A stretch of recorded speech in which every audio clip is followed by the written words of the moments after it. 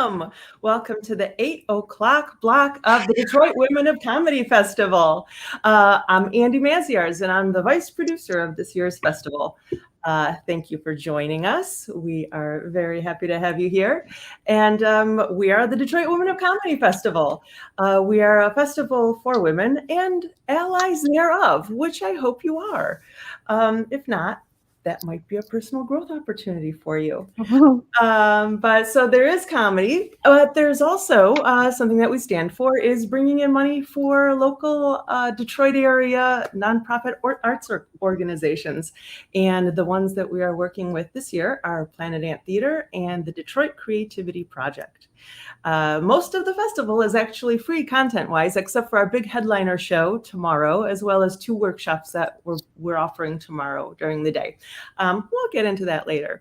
Tonight, though, in the meantime, we have 2 phenomenal stand-up comics and a live stream that we will be showing after the comics. So in the meantime, please help me welcome to the screen our first comic, Natalie Bainter.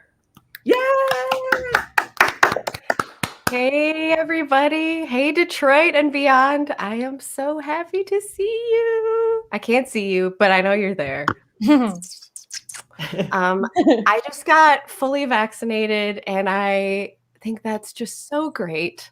I feel really good because I can finally touch my partner again. Yeah. It makes sleeping in the same bed so much less awkward.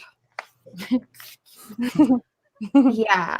The first thing that I did when I got fully vaccinated, just sort of as a treat to myself, was book a massage, because I found that, during this time, I really missed sort of human touch, but also like the things that you definitely shouldn't do. Massage was way up there. So I got a massage, and afterwards, the masseuse, she said to me, you remind me of a Barbie doll. I was a little surprised and kind of flattered. And I said, well, I guess they are kind of branching out in what Barbie looks like these days. And she was like, no. I mean, your shoulders won't move no matter what I do to them. I think you need to see a specialist. Oh, got that going for me. Yeah, I really feel like, I don't know if the pandemic taught us anything. It's just how much we need human touch. Like, all I wanted to do was hug and be hugged on. It kind of reminded me of this dark time in my life when I was really lonely and really broke, and I got kind of hooked on donating plasma. I mean, partially it was because it was the only way I could make money to eat, but it was also because it was the only place I could go where people would touch me and ask me like personal, caring questions like, how much water did you drink today? And when was your last donation? It's like, Sarah, I was here Tuesday. I was here Tuesday. But I feel like they really appreciated what was special and unique about me. Like, I didn't see them telling anyone else that they had great veins. Just saying. Not hard to find. And I know that sounds kind of sad, but really the worst part is that I shouldn't have been donating plasma at all. Because I have hypoglycemia and thyroid disease and low iron and probably a bunch of other shit I don't know about. I'm working with Admiral gas station quality blood here. Like, it'll do in a pinch, but you're gonna wreck the vehicle if you put that in the tank. Like, as soon as you turn the engine on, it's just gonna start shaking. Nobody wants that. Yeah. I am proud of the heritage that my blood contains, though. I'm a first-generation Polish American. My mom came here when she was 9, and things are just sort of different when you're the child of an immigrant.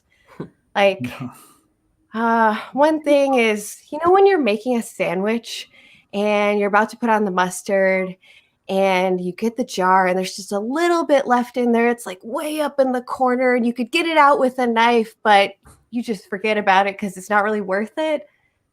Like that moment never really arrives for me. I am physically incapable of wasting things. Like I will be there all night. I will not rest until I dig out that mustard.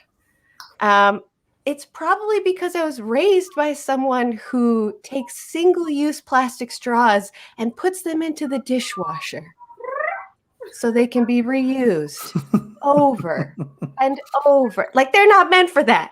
No. But that's in me too. That's in me too. I have that too. They're still good, my mom says. Still good until they break and stab you in the tongue. In other news, the turtles have petitioned to make my mother a saint, the sea turtles, Saint Helena of clear nostrils and the clean oceans. Just waiting for a miracle, you know.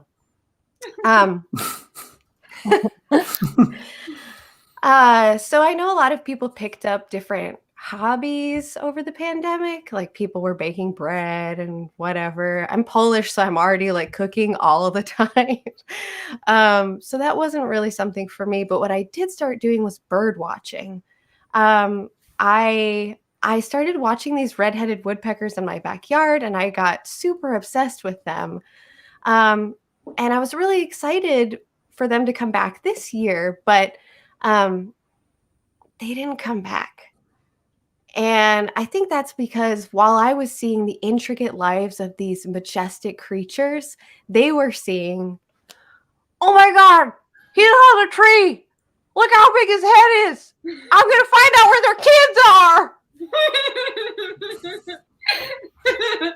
I'm no longer welcome to host my Airbnb. That's my time, everybody. Thank you very much. Woo! Hell yeah, Natalie Bainter. Give it up for Natalie Bainter. I'll do it for you. Yay! Yay! Great. So you are still watching the Detroit Women of Comedy Festival, and we are here for today and for tomorrow. Tomorrow we are culminating in a big headliner show with Mama's Boy, some of Detroit's best comedic exports, getting together with Mark Evan Jackson, whose CV is so long. When we were doing researching him to like kind of promote the show, he's played a doctor 8 different times in 8 different roles. Like that's how many roles he's had, that he's like played a doctor 8 different times. Anyway, he's great. So speaking of someone else who's great, our next stand-up comedian, which is Hailey Zureich. Everyone, give it up for Hailey Zureich. Woo! Thank you. I really appreciate you applauding now, because it is that time of the day where we come together to congratulate ourselves on how good we look. Hell yes, we made it. We are at COVID diet, where we can do most things but still have to wear a mask because, you know, that's how things are in certain places. I'm really excited. I don't know about y'all, but I went on a fitness journey while I was in COVID. I can't say I lost any weight, but I definitely got a lot of activities on. And I learned something really interesting. Would you like to learn what that is? Yeah. Yes. Yeah. See? Yeah, thank you for saying yes. It's very important to get consent. It's a learning show. So I started running outside, and I was shocked the first time I did it because I was told by middle school girls when I was in middle school that I was so fat that I would break the concrete. And guess what, Marissa? You were wrong, because I just fall and scrape my knee pretty bad. But I get back up again. I have a routine for my working out, because let's be honest, right? We can be honest. We're together. Working out is really hard. We all admit that working out is really, really hard, right? So you would never interrupt someone when they're in the middle of their workout unless something really important is going on. So I go running in the mornings around 6 a.m. because most middle school girls are inside at that time. Feels safer for me. And I'm jogging. I usually jog about 3 to 4 miles when I go, not flexing, just stating facts. and I'm about a quarter mile away from my house, and this guy in a pickup truck rolls up next to me, and he's waving his arms wildly. And we already established, right? Working out is very difficult, so you'd never interrupt someone unless something very important was going on. So I stopped, and I took my AirPod out. Hear that, single fellas? I got AirPod money. I stop, I take my AirPod out, and I look at him, and I go, yes. And he goes, at the top of his lungs, not even 7 a.m, he screams, I want to lick your asshole. And I'm going to be really honest. My very first thought when he said that was, and I mean this, that is so nice. That is so nice because can we all acknowledge I'm a good-looking woman? Like, you can't see my whole body, but you're looking into my home. I'm a homeowner. My credit score is 820. I know how to put on highlighter like nobody else. And I'm a good-looking person, but this is not how I look when I'm working out. No. I'm Italian, so single fellows, listen to this. I make love like a monster. I fuck beautifully. And I sweat. Like, mostly the sweating, the other two things too. And I don't sweat like in a cool way. Like, you know, ladies, when you sweat, or femmes, when you sweat and you get like that glisten in your chest and you kind of get transported back to 8th grade when you used to put a half pound of glitter on your chest just to feel something. That's not what I get. It's just like waterfalls under the arms, on the small of my back, and in between my legs. That's the gift that God gave me. And then I have a spot between my eyebrows that turns pink, like I'm the goddamn last unicorn. And I have a sports bra on, so I go from Baba Boom to Baloo from Jungle Book. This is not the show that he got, but he was driving down the road. And he looked at me and he thought to himself, hark, look at that angel that walks amongst us, nay, that goddess who strides upon the road. I want to give her a gift that she has worked so hard for in the past. I want to lick her asshole. So I looked at him in the eyes and I said, okay. And then he just fucking drove away. So I didn't get my happy ending, but I was left with the ominous awareness that I am a 5'2" girl, a quarter mile from my house, with a guy in a truck willing to do things to me when I look how I look right now. So I changed my Beyonce song and it helped me run faster to get home because being a woman sometimes is terrifying. But he helped me in that moment set a new weight loss goal. Does everyone want to know my new weight loss goal? Yeah. Sure. It's a good one. I always want to be just heavy enough to hinder my own kidnapping. I want someone to be driving to the parking lot at my say, that's the right height, but I don't feel like putting my back out. So in that way, it was a blessing. Stay safe, everyone. Thank you so much. Have a great night. Cheers. Yay. Woo! Hailey Zureich, everyone. Great set, Hailey. Hailey also mentioned that this is a learning show, and this festival can be one too, if you wanted to. We have 2 workshops going on tomorrow with Masters of the Craft, Carla Kukowski teaching one, and Jamie Moyer teaching another. They are part of the proceeds that go towards our local art nonprofit organizations. One of the workshops is going on tomorrow at 12:30. The second is going on at 3, I believe. And more info on that in our channels, which I will go over before the hour is up. In the meantime, help me welcome to the screen our live stream for the hour. You may see someone you recognize in it. Boxton with Friends. Yay!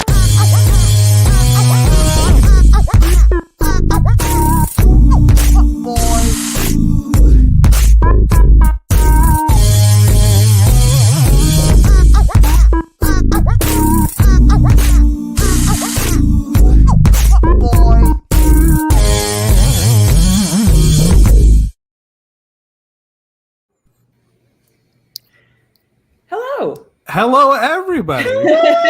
Welcome to Boxing with Friends, Detroit Women of Comedy Festival Special Edition. I'm your host, Tony Augusty. Nice. Yeah? What'd you say, Kyle? I'm probably late because I'm sitting in my car like an unprofessional. That's okay. It's good you pointed it out. Very though. professional. You have a curtain. You're using your jacket as a curtain behind you. It's very professional. And your commitment is very professional. Yeah, I like that. I'm your host, Tony Augusti, here with some of the festival bigwigs, Kate, Andi, and Katie. And then some of the big dog allies, Jake and Kyle. Oh, what does that make you, Tony? Not an ally? I'm a just an observer. You know, I'm like the United Nations. You know, we can't talk about Tony's. I'm on the fence. I'm on the fence. You know, yes, women, maybe. I don't know. I'm on the fence too, if I can be honest. Oh, okay. Wow. Me, on the other hand, he's all women. Yeah, he's all women. He's on location. Doing something for Paw Patrol. True story. I don't know if I'm allowed to say that. Can I say that you're working for Paw Patrol, Kal? You did twice. Okay. Well, you did twice. Literally doesn't matter. I signed an now. NDA, so no. That's true. But we didn't. Say it. So, Kate, why That's don't true. you talk a little bit about the Detroit Women of Comedy Festival? And this is the third year. It's all virtual this year. And you had to cancel last year, unfortunately. So what made you decide to come back virtually this year? Because the world is falling apart. People are garbage. And I don't want to die yet. Okay. So let's do it virtually. It was a really selfish act. Yeah, we didn't want to go 2 years in a row without. Yeah. No, I want to do something. We're on the cusp of things turning its corner. So why not celebrate that with some fucking funny people, particularly ladies? Yeah. Yeah. And how But you know hard? what? Go ahead. I was just going to say nothing Absolutely. makes a man madder than some funny ladies. Oh, nothing. Really? Have you gotten some And that comments? is the one thing I have learned from producing this festival for 4 years now, is that nothing makes a man sadder or madder than a funny woman. Well, not Funny Some woman. men. not men. And, Right. and somebody who will stand up or fight back. Then they don't know what to do. Yeah. They don't know what to do. Yeah. They're conflicted. I So that think begs the that's question. We've had some comments from some assholes. Yeah. We've had some troll patrol going on. Yes. Yeah. Speaking of patrol. Yeah. Which begs the question, are men okay? Are you guys okay? I mean, like, Are you good? the first thing that came to mind was like, someone needs to give these people a hug. Like, because I mean, like, to go into someone's house and, like, you know, trash them. I mean, that's just a dick move. And I feel like people hurt people, you know? Is it a dick move as much as it's a coward move because you're hiding behind your little computer and your little screen, behind your little keyboard and your little dick, and then you're going to make that stupid little comment? I say it's a small dick move. And I will say, I mean, other than Jake and Kyle, I've never heard any of my friends say women aren't funny. Sorry, what'd you say? Jake and I talk about it weekly. I know, it's pretty sad. They mean about it. We talk shit about you all the time. There's a reason why I ain't go to the last two. I'm sorry. No, I'm just I volunteered all three. And you know, Tony did volunteer, and let me tell you something. Tony is the only volunteer that we ever had that gave us notes. He cares. He cares 100%. I can't help it. I just have to comment. Can you? But I did say, please take this in the right way, and I was thanked for my comments. So you were. I was very appreciative. Yeah, because you know who loves notes? Ladies. Yeah. Because we want to be as best as we can be. Yeah. Yeah. Check out my podcast, Notes for Ladies. I mean, but y'all didn't take that as mansplaining a little bit. I mean, well, I prefaced it by saying, look, this is some things you might want to get under control. You know, it was the first year. That was only the first year, I will say. I've listened to this festival would be nowhere without me. Yeah, we have some comments. Lauren Dupree says, "Love you all." Love you too, Lauren. Pete Jacobs. Hi, everyone. What's up, Pete Jacobs? To all the folks out there that are commenting, watching this, give us some suggestions. Keep up the comments. And guess what?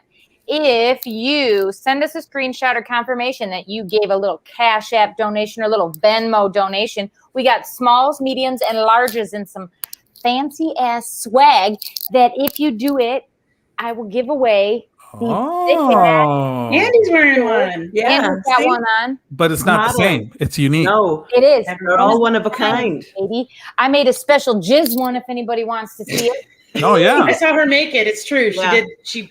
She what I did was pretended the water bottle was her dick. Exactly. Gyrations And then included. I came all over it. Yeah. Oh wow. Audibly. Shout out to anyone at my office who might be watching this live stream because I plugged the festival. I'm talking about cum. Very Jackson Pollock, but with semen. Screaming for your cum. But yeah, the Screaming Cash for your App and the cum. Venmo is another way to give to the festival. All proceeds of which go to local area nonprofit arts organizations, Planet Ant and Detroit Creativity Project. Yeah, look at that. There's a whole banner pre-made. Do you like art? Do you like it? Do you want it to keep existing? You want to teach it to kids? Now, talking to three of the main organizers, how hard was it organizing this virtual festival versus an in-person festival? Easier, harder? There was a little bit of a learning, a steep learning curve to it, just because we did have to. Everything had to go digital. Yeah. But we know women are great learners, right? Yeah, right. Yes. I think the hardest thing was that we're so used to in-person communication while planning the festival in the past. So it was a little bit different having to do stuff virtually. There's just a different kind of connection and different way of handling it when you're in person and being able to work together. But we did make these tie-dyed shirts together after we were all vaccinated, and it was overwhelming as hell. Yeah. It was And weird. Katie twerked for us. I did twerk in a child's playhouse. Now, did the stress bring you together, or was there infighting? I always like to hear about shit going down. No. This year was very smooth. Yeah, very smooth. Yeah, No one fought. It was beautiful. No. And by the way, it was a great we game. don't fight. Okay. But you just said we didn't fight Express this year. ourselves in an adult manner. Yes, with your fists. No. Well, yeah, but that's later. Okay, I think that Katie would win in a fight between the three of you, like a battle royale. 100%. Oh yeah. Yeah. I think between all of us, Katie she fight. would. I've seen her tackle people, and I Roll the clip. I was like, yeah, I wish we had the clip. If we were on our regular around team. here. Maybe I can. Hold on. I might be able to. Talk amongst yourself. See if you can share your screen, Honestly, Kyle. I kind of feel like if Andy, Katie, and I all got in a fight, I would just lie down and let them kill me. I can't. Because what a way to go. And how was it like when you contacted talent for performing? Were they down with it? Because I know there's some comedians and stuff that are like, I don't know, I don't feel comfortable performing. But I thought that Hailey and Natalie, shout out to them. We had a lot of submissions out of state, which was awesome. Yeah. Yeah. And that's a silver lining, because with a lot of the Mama's Boy being out, all of the Mama's Boy being out of state, there's been other years where it just wasn't possible because they weren't all, able to come together at the same time. So to be able to have them do the show from, with this format is awesome. That's sweet. Yeah. Yeah. I should say coming up later in the hour is Brianna C from Tiger's Jaw with a couple special guests. Yes, get ready for that. Shout out to Donnie, who's probably watching and swooning. He's one of their number one fans. But shout out to Donnie too. He purchased a shirt because I mailed it out to him. All right. Hey, well, I purchased a shirt from him. Donnie. I purchased a shirt from Donnie, and he sent me a handwritten thank you note in the package. Well, spoiler alert, if you did, we only have one left, but if you did purchase a shirt, you do get a little handwritten note. Aw, Oh. Katie. What is it written in, Katie? You're making a lot of suggestive faces. Well, I cut myself and then I used it. I thought, you think Katie's going to go sexual, and then she goes, You never know. damage. Yeah, it's a problem. We've been working on it. Sexual. Yeah. So I'm having a good time. Yeah, Kyle, I'm in a hotel, guys. Oh, you are? Nice. Yeah. Now, is that Congrats. because I of the love a festival? hotel. Yes, because I have streaming every day, all day long. And there's too okay. many kids in my house. So you're like Command Central. Where are you? Are you downtown Detroit? I'm in Ann Arbor. Oh, okay, nice. You know, not to brag. Girl, go get yourself a sandwich from Zingerman's for me tomorrow. It's going to happen tomorrow, let me tell you. Yeah, and go have a jacuzzi soak at Oasis. Maybe even stream from there. They're around. Yeah, they're pretty close by, actually. I like where you're headed. Really? Yeah. Great. This is what the festival is all about, guys. So talk about Mama's Boy and getting them as the headliner. Were they all like aboard instantly, or was it like was there some wheeling and dealing behind the scenes? Some of that infighting and craving? So whenever we have Mamas out, I always start out with a little text to Jamie because I love that woman. Shout out. Yes, soften her up a little bit, and I go, "Hey, Jamie, how are you?" And then I say, "You want to come?" And she says, "Yes." And she asked all the ladies, and they were really excited. And I think it was really easy because it's virtual, so no one really has to leave their house. Mm-hmm. Yeah. This is the first and then year I we've been asked able Mark to Evan get. Jackson if he wanted to join them, and he said yes. So it was the really easiest get I've ever gotten. He seems like such a great guy. Yeah, Super cool. truly is. And the thing I think I'm going to miss the most, I like watching live performances, don't get me wrong, but I also love a dance floor, a post comedy. Yes. And that I miss. Yeah, the community aspect. Yeah, for sure. Absolutely. We'll dance next year. Yeah. We'll definitely So before we dance, though, why don't we play a game? Ooh, I like games. What do you have in mind? Jake, why don't you lead us into this game? For sure. Let's do this. All right, guys, we're going to play a game called 1001. How it works is I'm going to get a suggestion. If there are any in the comments, looks like there ain't, but don't worry. I got a suggestion generator. We'll make it happen. Anyway, I'm going to get a suggestion, and I'm going to take it, and, we're going to take it and we're going to create a joke based off of it through 1001, such and such, walking to a bar, da-da-da-da-da. Something like that. I had an example, but I forgot it. So we're just going to get right into it. You'll see how it works, y'all. 1001 examples walking to a bar, Jay? Yeah, 1001 examples walking to a bar. We got a suggestion. We got a suggestion. Oh, and then, all right, cool. Lamp mode, that sounds like Molly. Molly, what up, though? We got a suggestion of cats. So 1001 cats walk into a bar. Go. 1001 cats walk into a bar. Bartender's like, "Get out of here, cats. We don't serve you." And the cats are like, "Fine, we'll go. We didn't want to wait in that feline anyway." Oh, No. 1001 cats walk into a bar. Bartender says, "I'm not going to serve you." They say, "Why?" "Because we don't serve pussies here." Oh. Yeah. 1001 cats walk into a bar. Bartender says, "I'm not serving you because you're always staying in here a whisker past closing time." 1001 cats walk into a bar. The bartender's like, "Get out of here." And they're like, "Why?" He's like, "Because you never pay your tabby." Oh. Oh. Oh. 1001 cats walk into a bar. Bartender says, "Get out of here." And they say, "Why?" He's like, "I don't have to explain myself. Get out of here right meow." 1001 cats walk into a bar. Bartender says, "I can't serve you because every time y'all get drunk, y'all always want to climb up a tree, and I gotta get your ass down." Hang in there. Yeah. Let's get another suggestion. Let's see. Jess said pineapples. Thank you, Jess. Pineapples. 1001 pineapples walk to a bar. 1001 pineapples. 1001. Go for it. Whoa, go. 1001 pineapples walk into a bar. Bartender says, "We can't serve you here because every time the men drink you, their cum just tastes too good." Oh. Whoa. Yummy. Whoa. 1001 pineapples walk into a bar. And the bartender says, "I'm not serving you." And they're like, "Why not?" He's like, "Because you're always doling out advice." Oh, that's a good one. 1001 pineapples walk into a bar. Bartender says, "I'm not going to serve you." And they're like, "Why not?" And he's like, "Because you're spiky as hell." All right. Let's switch it up. No suggestion. I think I'm so Let's see.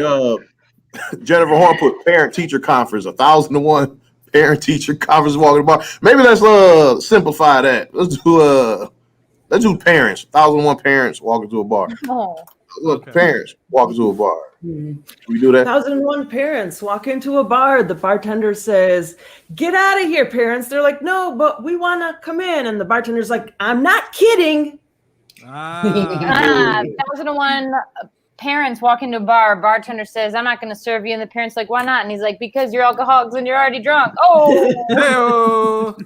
1,001 parents walk into a bar.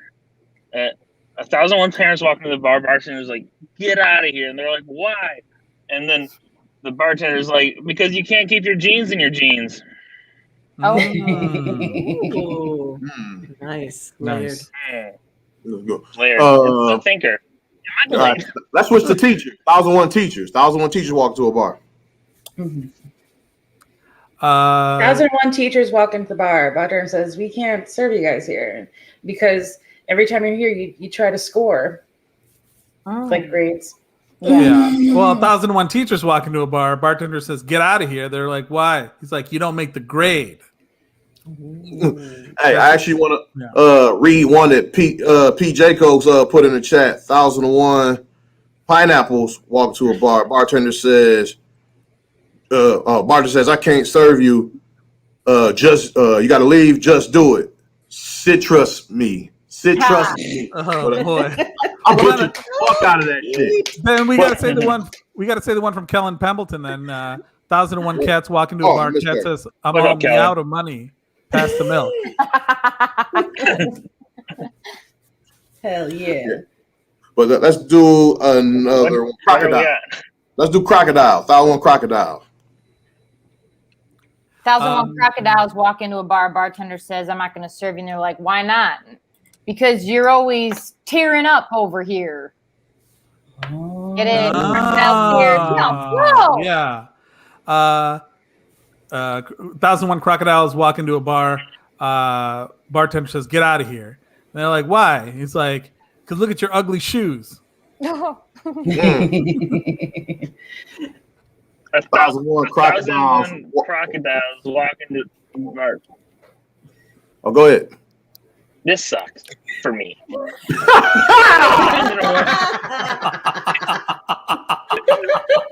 Kyle's on a delay. 1,001. I'm on a delay and I can't help it. I'm sorry. Well, that's why you don't piss off FCC. Okay, we still love you. Good, bro. You good. Go ahead, Kai. 1,001 crocodiles walk into the bar. Bartender's like, "We can't serve your kind around here." And the crocodiles are like, "Why not?" And the bartender's like, "See you later." And the crocodiles are like, "That's not us."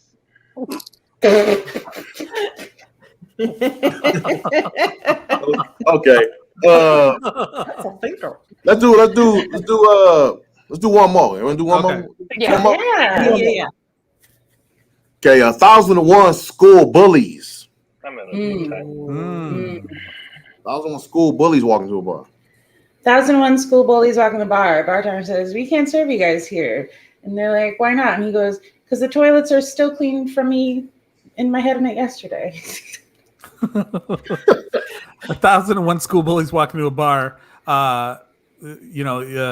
Bartender says, "Your dad's passed out over there." Oh. I think that's a good one to end on.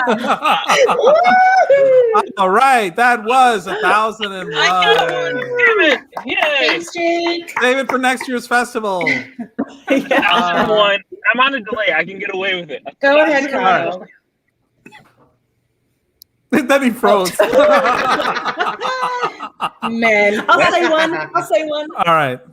1,001 school bullies walk into a bar. The bartender's like, "Get out of here." They're like, "No." He's like, "Well, what are you going to pay with?" They're like, "We got a lot of lunch money." Yeah. Kai, go.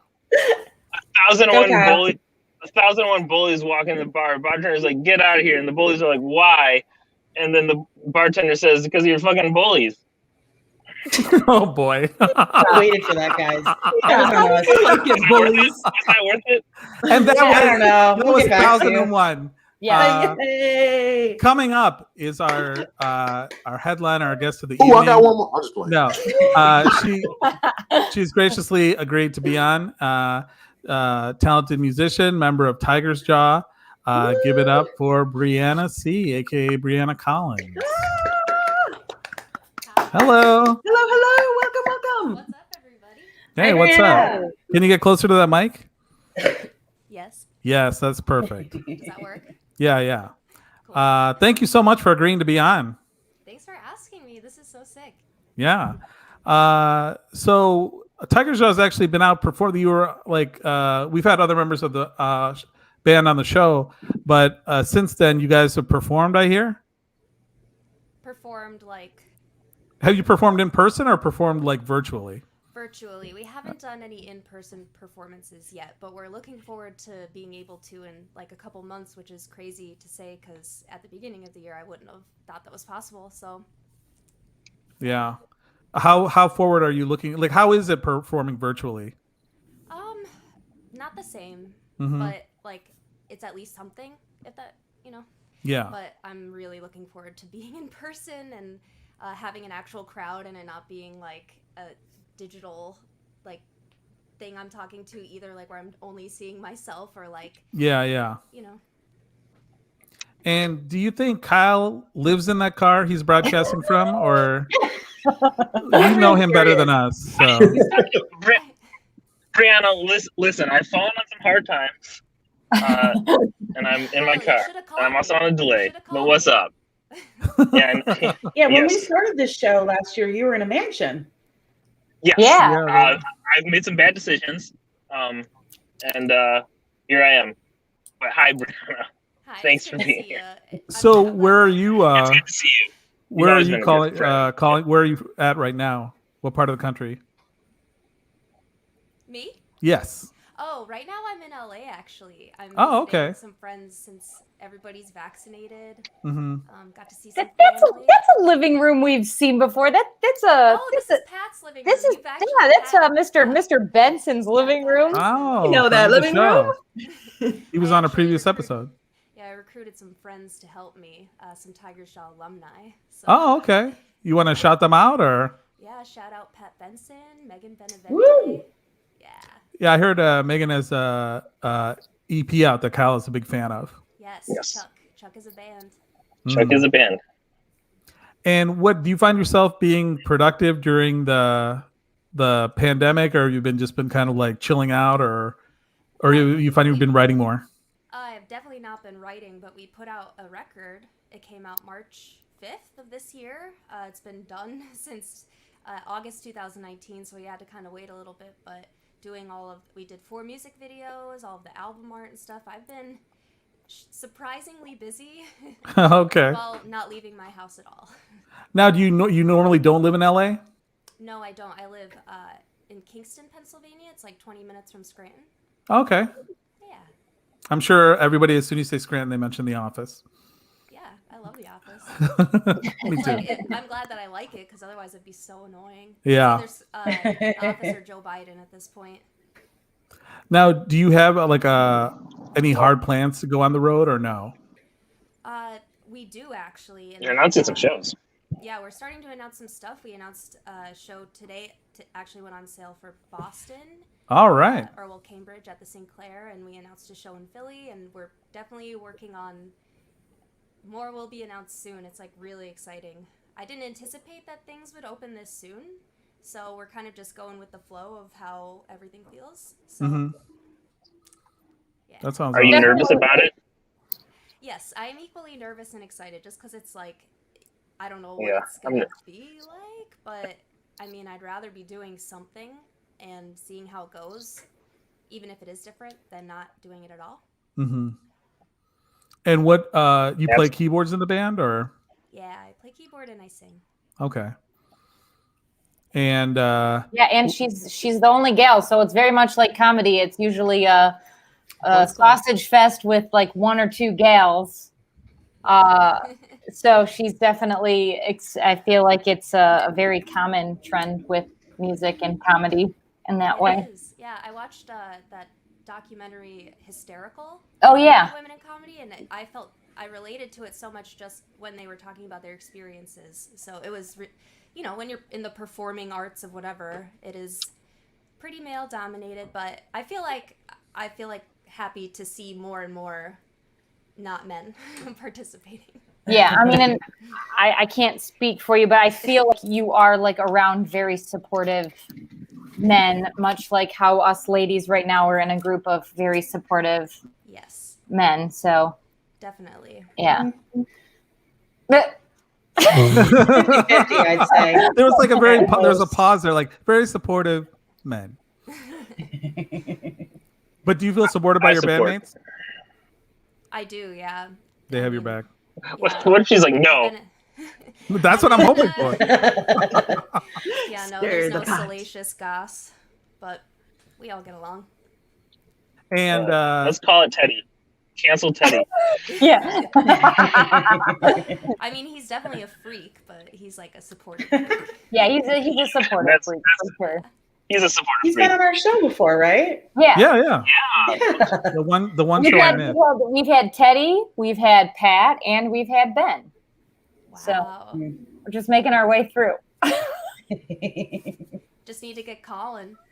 Yeah. So could you play a song for us? Yeah, of course. Let me call in the alumni. Hey, Megan, Pat. While we're waiting for Pat, we have a question for you from Kellen, who said, on a scale of 1 to 10, how punk rock are you? 12. Yeah, fuck it, Kellen. You hear that? Yeah, absolutely. Yeah. How punk rock are you, Kellen? Kellen, balls in your court. Yeah, Kellen. So I see Meg and Pat appearing on the screen. So what song are you going to be performing? We are going to be performing the song Cat's Cradle from our new record, I Won't Care How You Remember Me. Oh, okay. Is there a way we can turn your mic up just a little bit? I feel like there's a few messages coming in that it's really soft. Oh, okay. Maybe ask Pat. They're saying, yeah, Pat is the tech guy. They're saying my mic is pretty soft. Soft? Raise the volume a little bit. Ask him if you can raise the volume. Or if you could just raise the volume probably in general up, right? Yeah. 1 sec, guys. This is the beauty of live streaming. Hi, Pat. Yeah. I said hi. Nobody can hear you. Oh, yeah. Yeah. Yeah. Hey, it's a, By the way, Kellen says he's 3/4 of a punk, just like Harry Potter, but he's Harry Punker. 9 3/4, he said. Oh, 9 3/4. 9 plus. Sorry. 9. Any man who says 9 plus is It makes a lot lying. more sense when it's like that. Okay, we'll do it live. I like this like perspective though. It's like Pat, then Brianna, then Meg. Yeah. This will make a great picture. Like an album cover. Yeah, it's like an album cover. You guys are seeing how the I love sausage her reiterating it. Sausage. How does this sound? It's still pretty low. I don't know if you can lean in more or move the mic toward you more. I can try to get closer. That's Because it sounded fine at pre-check, so that's the weird thing. Uh-oh. Oh boy. This hour has mic situations abound. Yeah. My mic did not work for a while. I told Pat I could do another check, and then we didn't. I blew it. Oh, Pat's gonna move. Some ally you are, Kyle. Let's see if we can hear. Check. Hey. Yeah, that sounds better? good. That's a little better, yeah. Better, yeah. Let's go. Let's fuck it up. Ooh. Can you hear that? Yes. That's pretty. You're pretty That's far good. away, but do you have a wrestling shirt on? Oh, it's a Shania Twain shirt. Oh, Shania Twain shirt. Close. I thought it was corn. It looked like someone was going like this, but yeah, Shania Twain is even harder than wrestling, so I love it. Yeah, she's topless with a guitar covering her, and she's wearing jeans. Oh, hell yeah. No. I didn't know Shania got down like that. Oh yeah. That's cool. That's the Ojibwe way. We're gonna roll with it like this. Is that okay? Yeah, let's go. Yeah, go for it. Yeah, let's do it. I was gonna play without headphones, but now I feel like maybe I should keep them on just in case. If you want, yeah. Do whatever feels Yeah, do what feels comfortable. right. It's Yes. okay. I'll do if anything goes wrong, just make Yeah. see you. Yeah. Perfect. It's gonna be good. It's Right gonna now, be great. It's good. Here's Cat's Cradle. Cat's Cradle. Take it away. All right, guys.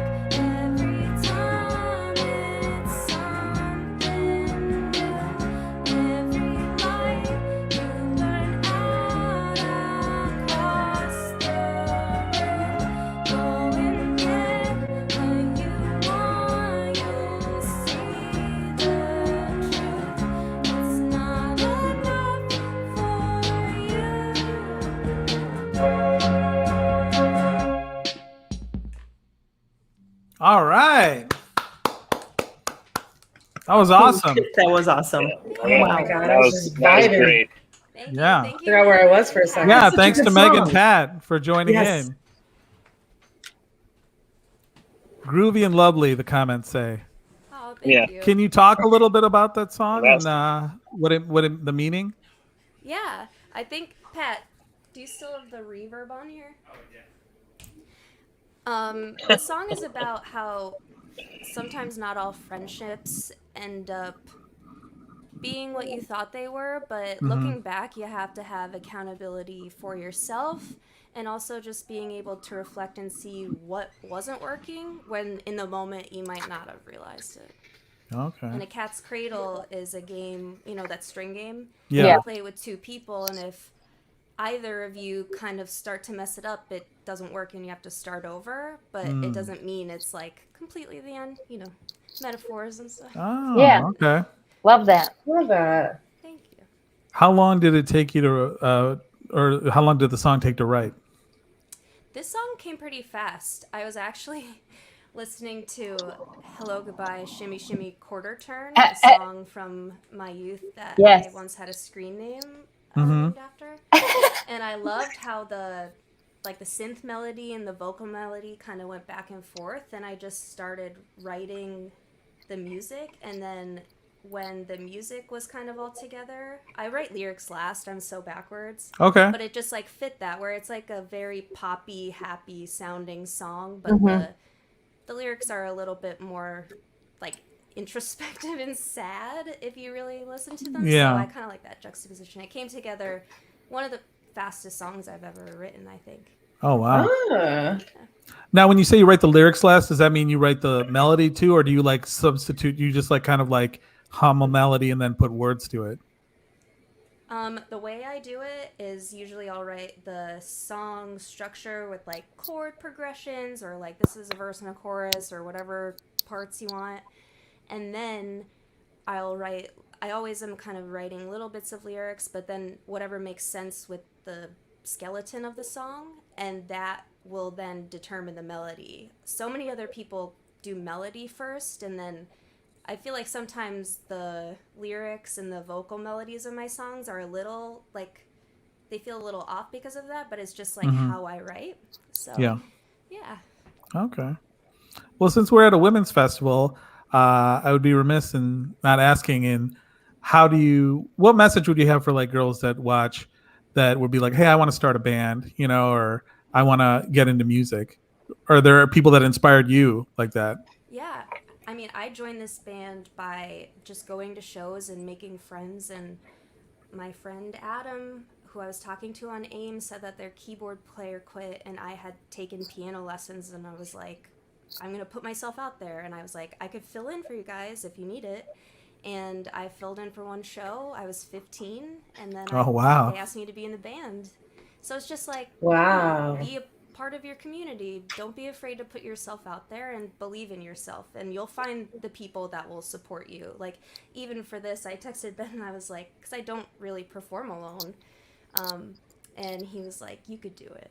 And even that, and then I have Pat and Megan helping me to like, I don't feel as nervous when I'm like with my friends. So that's kind of something I would say to start. Find your people, believe in yourself, put yourself out there. We have a question. I always say, go ahead. If a friend doesn't lift you up, let them go. That's really good, Katie. We have a question from the audience. You can't have it though. Don't take it. We have a question from the audience. What keyboard do you use on stage when you're performing? On stage, I use a Casio 401. It's like a late 70s analog keyboard. And then I also use a Nord 5D. It's like a short digital keyboard that does a ton of stuff. And that only came into the picture when we did our second to last record. Before that, I only used this old thing that literally when I joined the band, they were like, here you go. Okay. And it's been fun to experiment with those two things. So one that only makes really one sound, and then another one that I could play around with. Do you have a preference? Special little thing right now. This is some crazy setup. Yeah. Do you have a preference, like an analog versus like the newer technology? Honestly, not really. I just think I'm not like an instrument elitist when it comes to that. I think whatever makes the noise you like, and the analog is cheaper typically. You can find those vintage, or like I think they got the noise is all. Yes, exactly. Okay, well, Brianna, thank you so much for being on. We really appreciate it. We love the song. A Cat's Cradle, I assume, is available on streaming. It's on all the things. All the things. And can you say the name of the album again? It's called I Won't Care How You Remember Me. I Won't Care How You Remember Me. I've heard the title track of the album, and it's really great. You can catch it at it's at their Linktree at Linktree/Tigersjaw. And again, thanks so much for being on. We really appreciate it. Thank you and everyone, check out Tigersjaw. Thank you so much. Yeah, thank you. Thank you. Oh my gosh, such a dream. Thanks, Brianna. Bye. Bye. All right. So cool. Wow, very cool. Very cool. That was a really good performance. I really enjoyed that song. Yeah, I'm gonna listen to the whole album because like I heard the title song and I heard this song and I like both of them. So yeah, it's all. I mean, that's all anybody wants, Tony, is just your approval. Yeah, ever. That's all I want from everybody else. I know. It's And I'll mutual. never get it. I'll never get it. I feel like that album title is like the answer to how punk are you? I won't care how you remember me. Yeah. Exactly. Yeah. But yeah, thanks. And thanks, Kyle, for arranging that. Yes. Despite your homeless Thanks, Kyle. situation. You okay, buddy? Of course. I just said that You because can there was a run it? comment. Somebody messaged me and said, "Is Kyle homeless?" Kyle is, guys, let me tell you something. Kyle is working nonstop. He's out in LA. He's making dreams come true. He is working and he still takes his time out of his day to pop in and say hi. So Yeah. That's Yeah, true. well, And he arranged our you know, guest. I thought it was great to be a part of it. I feel bad that the internet is not great where I'm. I thought I would have an office to do this in, and they're like, "No, you can do it in your car." Yeah. I was like, "Okay." Well, it made You the did great. show. It made the Hey, show. you made it work. I'm just Yeah, glad we got to see you. Yeah. Yeah, I mean that's pretty punk too. Because, Yeah, All we freaking- needed is to see okay, you. Jake well, had to dip you know, out as long early. as I can make someone laugh. Yeah. Donnie said, Yeah, he doesn't support women. That's why. yeah, he said, yeah, you should check out the album. So I will, Donnie. And also check out Donnie's stuff. Check out Bob Hank Yes. Hey, Donnie. apparel. Kellen Pemberton, Kyle is legend. You're asking if she's on I am. That's social media. Brianna is on social media. You can see all her socials at Linktree/Tiger's Jaw. I think she holds the official Tiger's Jaw like handle on Instagram. Oh. He has Yeah. her, yeah. I But she think. might have her own. I don't know. I don't want to give that out. yeah. She has her own. Okay. I don't And know. here's her phone number. Yeah. Here's her address and the fastest way to get there. Well, guys, that's the show. But it's not the end of the Detroit Women of Comedy Festival. Sure is. No, Yeah. because next is Hey Girl. Kate's been on Hi. Hey Girl. There you go. Speaking of Hey Girl, that's right. So yes, thank you, Boxed In with Friends. That was Boxed In with Friends. Check M/us out every 2 weeks on Monday. And what's the Boxed In with Friends? Is there a link tree for that? I don't know social Friends stuff. Detroit. Friends on Facebook. Detroit on Facebook. Love it. Check us out there. Thank you so much to all of the performers in this block in the whole night. Stay tuned. Next is Hey Girl. Hey Girl is a live stream that is, how often does Hey Girl play? Is it weekly?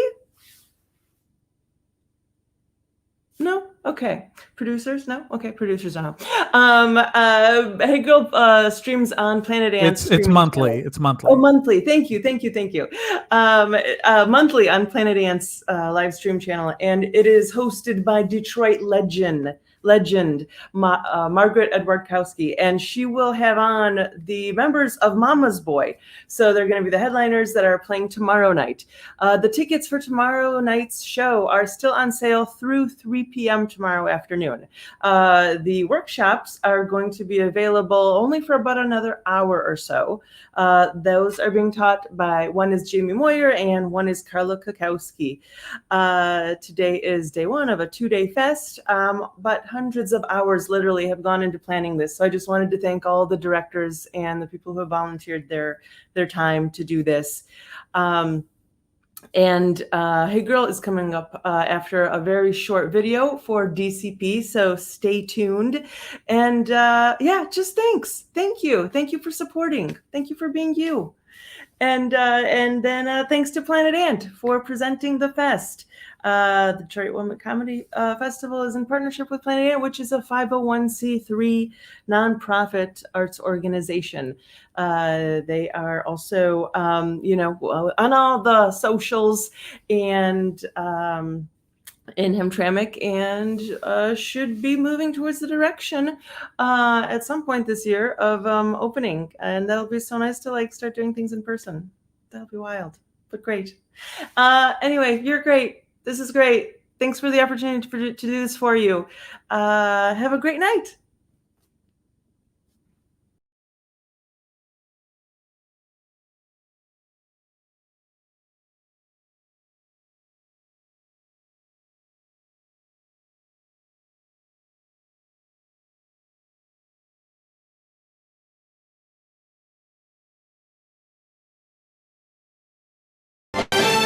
Hello, Detroit.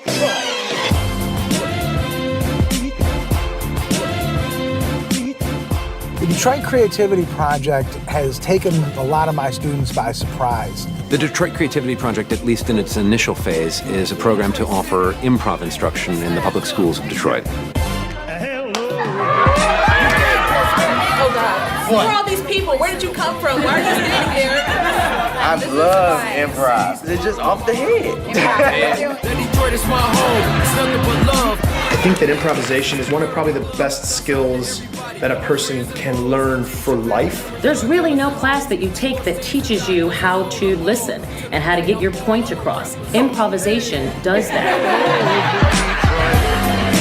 This program isn't just for actors who want to create a career for themselves. This program is for regular people who want to create a better self.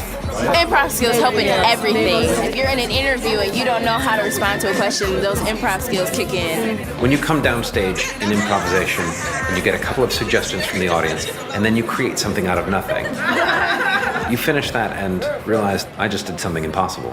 What I just did is impossible. Everything else seems easy. This is one of the best things that have ever happened to me. In Detroit, art funds are cut all the time. And it's really sad because we have a lot of people that have just performance in their hearts, and like, not a lot of people get to express that. We're starting with improv because that's where we all come from. But with hope, this program will blossom and we'll be able to send artists into school to share their gifts in many art forms, whether that be the visual arts, in painting, or filmmaking, in fashion, in music. People's view of Detroit is that it's a rundown city and there's only violence and crime. But what people don't see is programs like this who are trying to help people, which will make Detroit a better place.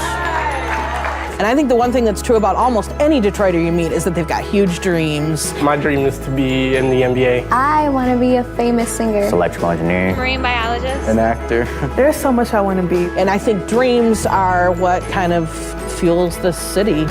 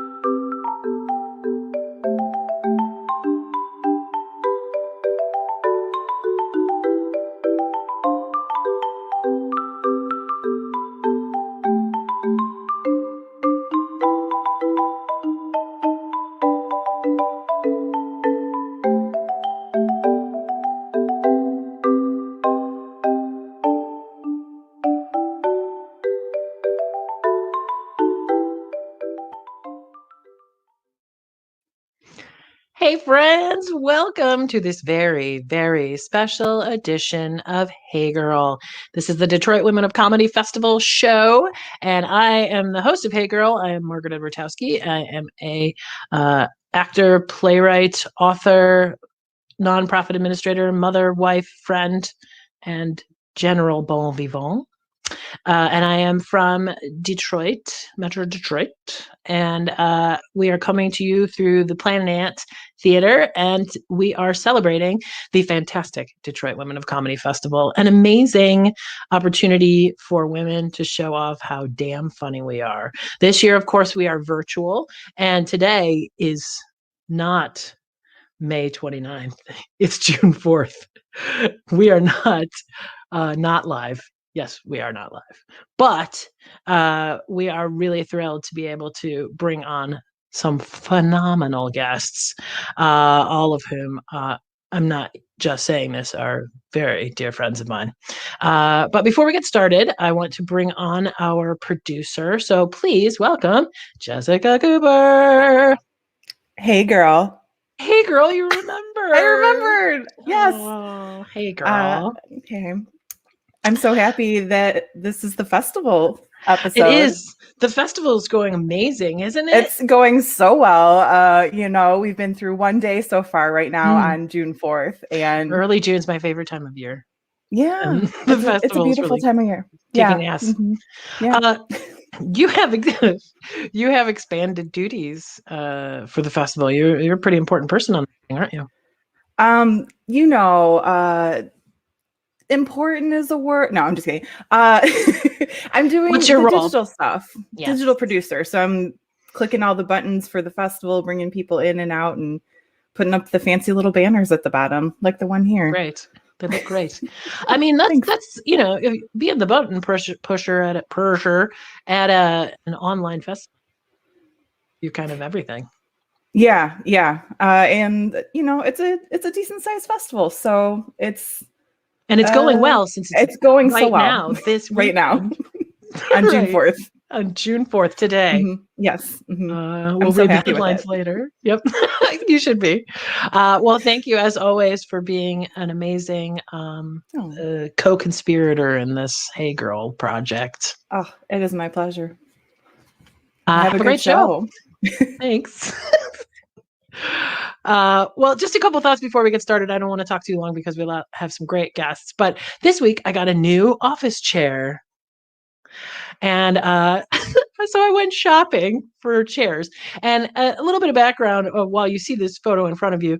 I am not a small person. I am a large woman. And so I was like, hey, I wonder if they have sturdier, larger office chairs. They do. And here's the challenge. The marketing toward us unfortunate plus size people is wait, go back. Don't do them all yet. I want to go slowly. So the marketing is questionable, and there is some culture, maybe language barriers going on with some of these international companies that are selling these chairs. So, here's the first one, right? This is the first picture I shared. Fine. Hey, this guy looks happy about his chair. He's a big guy, but he's like, hey, I'm about to sit in this chair and it's going to feel great. Cool. All right, let's see this next one. This one slays me. Look at this guy with the thought bubble. I need an office chair for fat people. And fortunately this one has an extra thickness tube and holds up to 500 pounds. So your thought bubble is answered. Let's look at the next one. Oh my God. I want this guy's job. What is he doing in this office chair that he's got a remote and a beer? Like, that's so great. But, the chair looks comfortable. So I think this ad is doing his job. It's just not very office-y.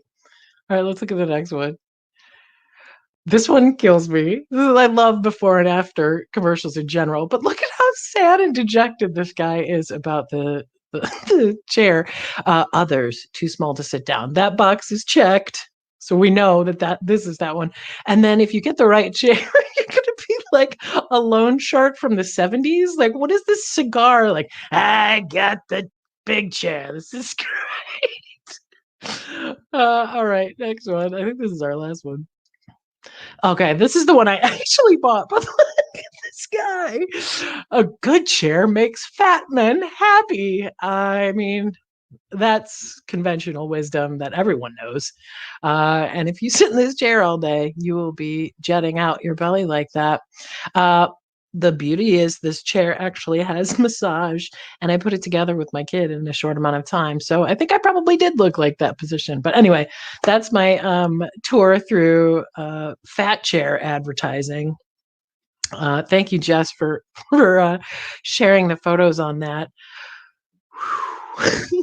It really took me a long time to buy a chair after looking through that. It was probably for me to deal with all the self-loathing that they think this is how I need to be marketed to. But anyway, the chair feels great and has prepared me for an amazing show where we're going to bring on some awesome guests. In the green room before the show, I just had hearts all around my head when this first guest entered, because she just has the most wonderful energy, and I think she's going to be a whole lot of fun tonight, June 4th. So you will recognize her from Watch What Happens Live, and she has her show Reality Checked on Sirius XM Radio, and recently came out with a cookbook called Cook It, Spill It, Throw It, the Not So Real Housewives parody cookbook. Please warmly welcome the wonderful Amy Phillips. Hi, what's up? Hey, girl. Hey, girl. June 4th. Hey, girl. June 4th. Hey, girl. June Hey, girl. 4th. I'm so excited. I love you. This is like, oh, this is such a, it's like an oasis, if I may say, seeing your face. Knowing who else is behind the curtain. It's very exciting. So thank you for having me. Oh, thank you for coming. It feels like a day trip with girlfriends. Like like one of those winery tours or like a spa day or something. Yes. Oh my God. I would love that. I need all those things. I know. I was like, oh my God, wait a minute. That sounds right. Well, I'm so glad you could join us today. Me too. And I'm going to get cracking and just bring these other ladies in. Yes. Okay. We're going to have a great time. All right. This next fabulous woman. Now, mind you, all these ladies have been here before, but not all together. So this is like kind of Voltron coming together. Right? It's like all the titans in one place. So this next fabulous woman, you've seen her on Workaholics and The Good Place. She's currently on Bob Hart's Abishola. Please warmly welcome the wonderful Maribeth Monroe. Hello, ladies. Hey, girl. Hey, girls. Hey, girls. Oh, I'm so excited to be here. I am feeling Amy's energy, and I just have to say, I think it just entered me, and now I'm like ready. Right? Like she lit us all from within. Like, this is Greatest entrance ever. Oh, it was amazing. Now, the big news of today, June 4th, is Maribeth's bangs and how fabulous they are. Thank you for giving them a shout out. You guys know I had bangs back in the day, and it's been a long time. And I feel like, I don't know, I feel like 25 again. Not really, but oh, you look thank 20. you. Oh, wow. Thanks. I didn't mean to pause.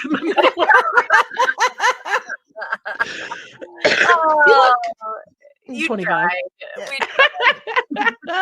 Carry the one. Carry the one. Years. Yeah, it's all good. No, you look amazing. And we love the bangs. Yeah. Feel free to comment, everyone, on this show about Maribeth's bangs. I just did. I just commented in the chat about the Did bangs. you? Okay, good. Frankly. Good. If we don't say anything about your comment, it's not that this show isn't live. It's that we are too in love with each other to read what you're writing. So I will not be either. Well, let's keep this train rolling and bring in a third amazing woman. She's from the pretty famous improv troupe called Bottle of Red with another person. She was a writer for Detroiters, associate artistic director for the training center in Los Angeles for the Second City. And I don't know her, I should have asked this beforehand, but her current title in Chicago, but I think it's some sort of artistic direction. That was something I wrote on my list with a question mark that I was going to ask before the show, and then I didn't. So when she gets here, we'll get it right. I'll ask her in the chat right now. Oh, Jess, look out. Amy's gunning for your job. Megs, I'm pretty sure it's Madam Important. Madam Important of Second City, Chicago. Please warmly welcome Nancy Hayden.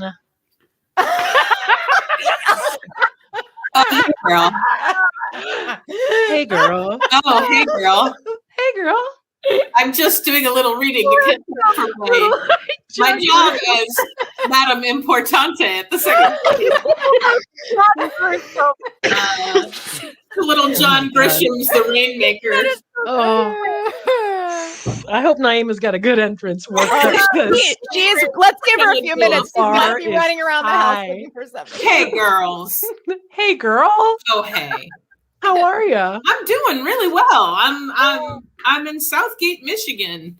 I'm visiting my family. I'm getting some post-vaccination hugs. I'm in Michigan for the first time in like almost 2 years. It's great. So you came in for how's the festival? The festival is, here's the thing. I didn't read the entire email that it was virtual, so I drove to Michigan for the festival. And I'm at the Ant Hall all alone. Wow. In the dressing room. Oh my God. I'm Whoopsie. sorry, So it might be virtual for you guys, but I'm going to be on that stage because I'm dedicated. Well, yeah. I mean, you don't get to be Madame Importante just phoning it in. That's right. True. That's it. Well, you don't. You definitely do not. Well, let's move on and set a Hey Girl record for our largest panel, because we've only ever had 3 guests before. So tonight is extra special in a lot of ways. It's the most returning guests. The only time that everyone's all on the same troop. Oh, yeah. And the most.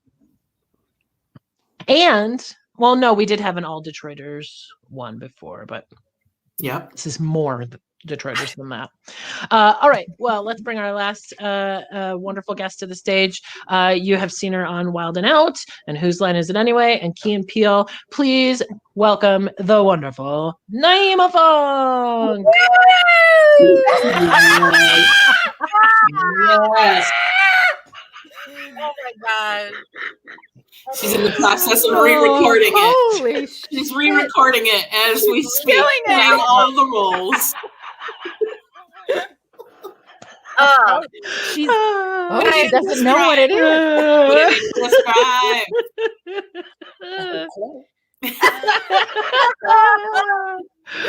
She's taking calls. Oh, no. Heighten. Oh, hey, girl. Oh, hey, girl. Oh, hey, girl. Hey, girl. Hey, girl. Hey, girl. Hey, girl. Hey, girl. Listen to Prince on my record player. Nyima, I want you to re-record that album and play every part. A little Apollonia, a little Prance. Play every part. Oh, I'll do every part. Every. Because you know Prince was all of them. Wendy and Lisa. Wendy, yes, Lisa. Yes, Lisa. It's the You have to make out with yourself. Yes, It's about the water being warm. dummy. Touch the water, you idiot, Lisa. It's obviously sorry. No, please keep Got going. some deep memories. You're It's a deep cut. It's a deep cut, y'all. It's a deep cut, y'all. Deep cut. Ooh, Hi, child. Nyima. How are you? I'm wonderful. Life is great. I miss you, ladies. Miss you, Nyima. It's good to see y'all. To do this because we haven't seen each. It's just so long. So I'm so No. excited. It's only what I can catch on your Ring cameras when I'm able to log on. Oops, she's that friend. Well, it is funny though. Like, I always would hear from friends in LA when everybody was there. Is like, don't get it twisted. We're not together every other minute, because I would see these parties and have this terrible like FOMO, like they they lunch and then have lunch. We only together get together and when party people all come night. to town. Right, and then COVID hits, so then you really don't. No, right, absolutely not. So, which I'm glad I knew at some point, because whenever the full court press was like, when are you coming to LA so we can all be together? We'd come out and be like, all together, right? Right. I'll move there. I'll never see your ass. It's true. It's true. I'm glad to unite you through the You're a internet. uniter, Megs. You're a uniter. I've been told You that. are Mm-hmm, a conduit. A conduit. So thank you for joining me, and thank you for always having a great showing at the Detroit Women of Comedy Festival. I think it's you guys are a great example of what women can do, especially together. Well, based on how this weekend is going, I think we're really killing it so far. And I think so. Our show was great. Our show was the best show we've ever done. We don't know if it was. It was weird when they wouldn't let us leave the stage. Yeah, that was weird. Keep improvising. We're like, but there's other shows, and they're like, we don't care. Yeah, No. that was weird. Yeah, you're right. We want yours. Yeah. As I thought about your troupe, I realized there's stuff I don't know about Mama's Boy. So, how did the founding of this? Well, first of all, let me, Amy, since you brought the fun energy, tell everybody who's not familiar with Mama's Boy about how the troupe plays and what's special about it. What's special about it is friendship, because I'm not even trying to be. I'm not even trying to be corny. My little pony. Oh, I thought we were doing that. Okay. So it's interesting because when Nancy moved to LA, like she was the last out of the group of us to move here, and it was like a tug of war for everyone was like, Nancy, let's improvise, Nancy. And so what ended up happening was, yes, she was like, my dance card is full. Let me see. I can't do all these shows for free. I do carry an improv dance card around my wrist. And I let people write their names down when they want to play with me. Oh, that's funny. So she basically solved the problem, and in doing so was like, you know what? I have a great idea. Let's do an improv show with us gal pals as friends. And instead of it being like, when does a female group get together and have one male guest? It's usually the opposite, where it's like one female and a group of all men. And so really Nancy flipped the table on that and came up with this amazing idea that is just very female empowered, and then came up with the name Mama's Boy, that a male guest would always be our guest. And every once in a while we do have a female, as seen in the Detroit Women's Festival. But and so that's really how it was born. I mean, that's how I recall it, unless am I right? Anyone want to correct Amy on her bullshit description of the origins of Mama's Maribeth nailed it. No, Amy nailed it. But I want Nancy to give her line that she does in her intros about. Oh yeah. It's my favorite line. Well, it was first of all, it was absolutely the way Amy described it. And it was because I moved to town and had a separate conversation with each of these, we just have these besties from our Detroit Second City days, right? Of like, these are the people that you laughed the hardest with in your entire life. And I moved to town. I'm like, I've got to play with each of these girls. So I had a conversation with each of them of like, we're going to play together. And then I just thought, well, I only like to leave my house one night a month. So how can I selfishly get them down? I thought, well, what the hell? Why don't we all play together? So that was that. And then it was, I did come up with the idea of like, what if the five of us play with a male guest? But you know who named us was Jamie. Jamie came up with the name Mama's Boy. So credit to James. Very good. Who's not here. She actually named us. Yeah. So, and then that was it. So in the intros, when we would play at the Second City Hollywood, we started off playing like every other week or something. We played a lot. And then we moved it to like once a month or something. So we started running out of dudes. But we would always say that we thought when we formed the troupe that we thought it would be really nice of us to play with a guy as our guest so that we could help the guys out a little bit and give them a little bit of stage time. Oh, I love that so much. Because they never get enough stage time. That line always killed.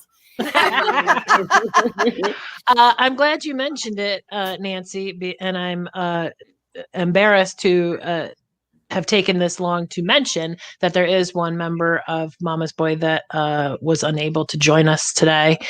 She's fine. I mean, she's in good health and everything. She's unable to be with us today. Green M&M. Pour one out for Jamie Moy. We've got a 5-woman rule, so if there's ever one out. Good point. Yep. So since Margaret's here, thank you, Margaret. It was nice of her to make room for me, to be honest. Yes, 5-woman rule. But obviously, Jamie is a phenomenal talent and a dear friend, and we love her and wish she could be here. And I'm only going to resent her, through the festival weekend, and then I'll get over it. Right. Yeah. So the next question, because that answered sort of the founding one that I had next. Nyima, what's it like to have like the one guy and all these women? Like, how does that vibe feel as opposed to a lot of the other you've done? It's, to be honest, I'm playing with my girls, with my friends. And so it's always on a different level because it's just laughter and having a good time playing.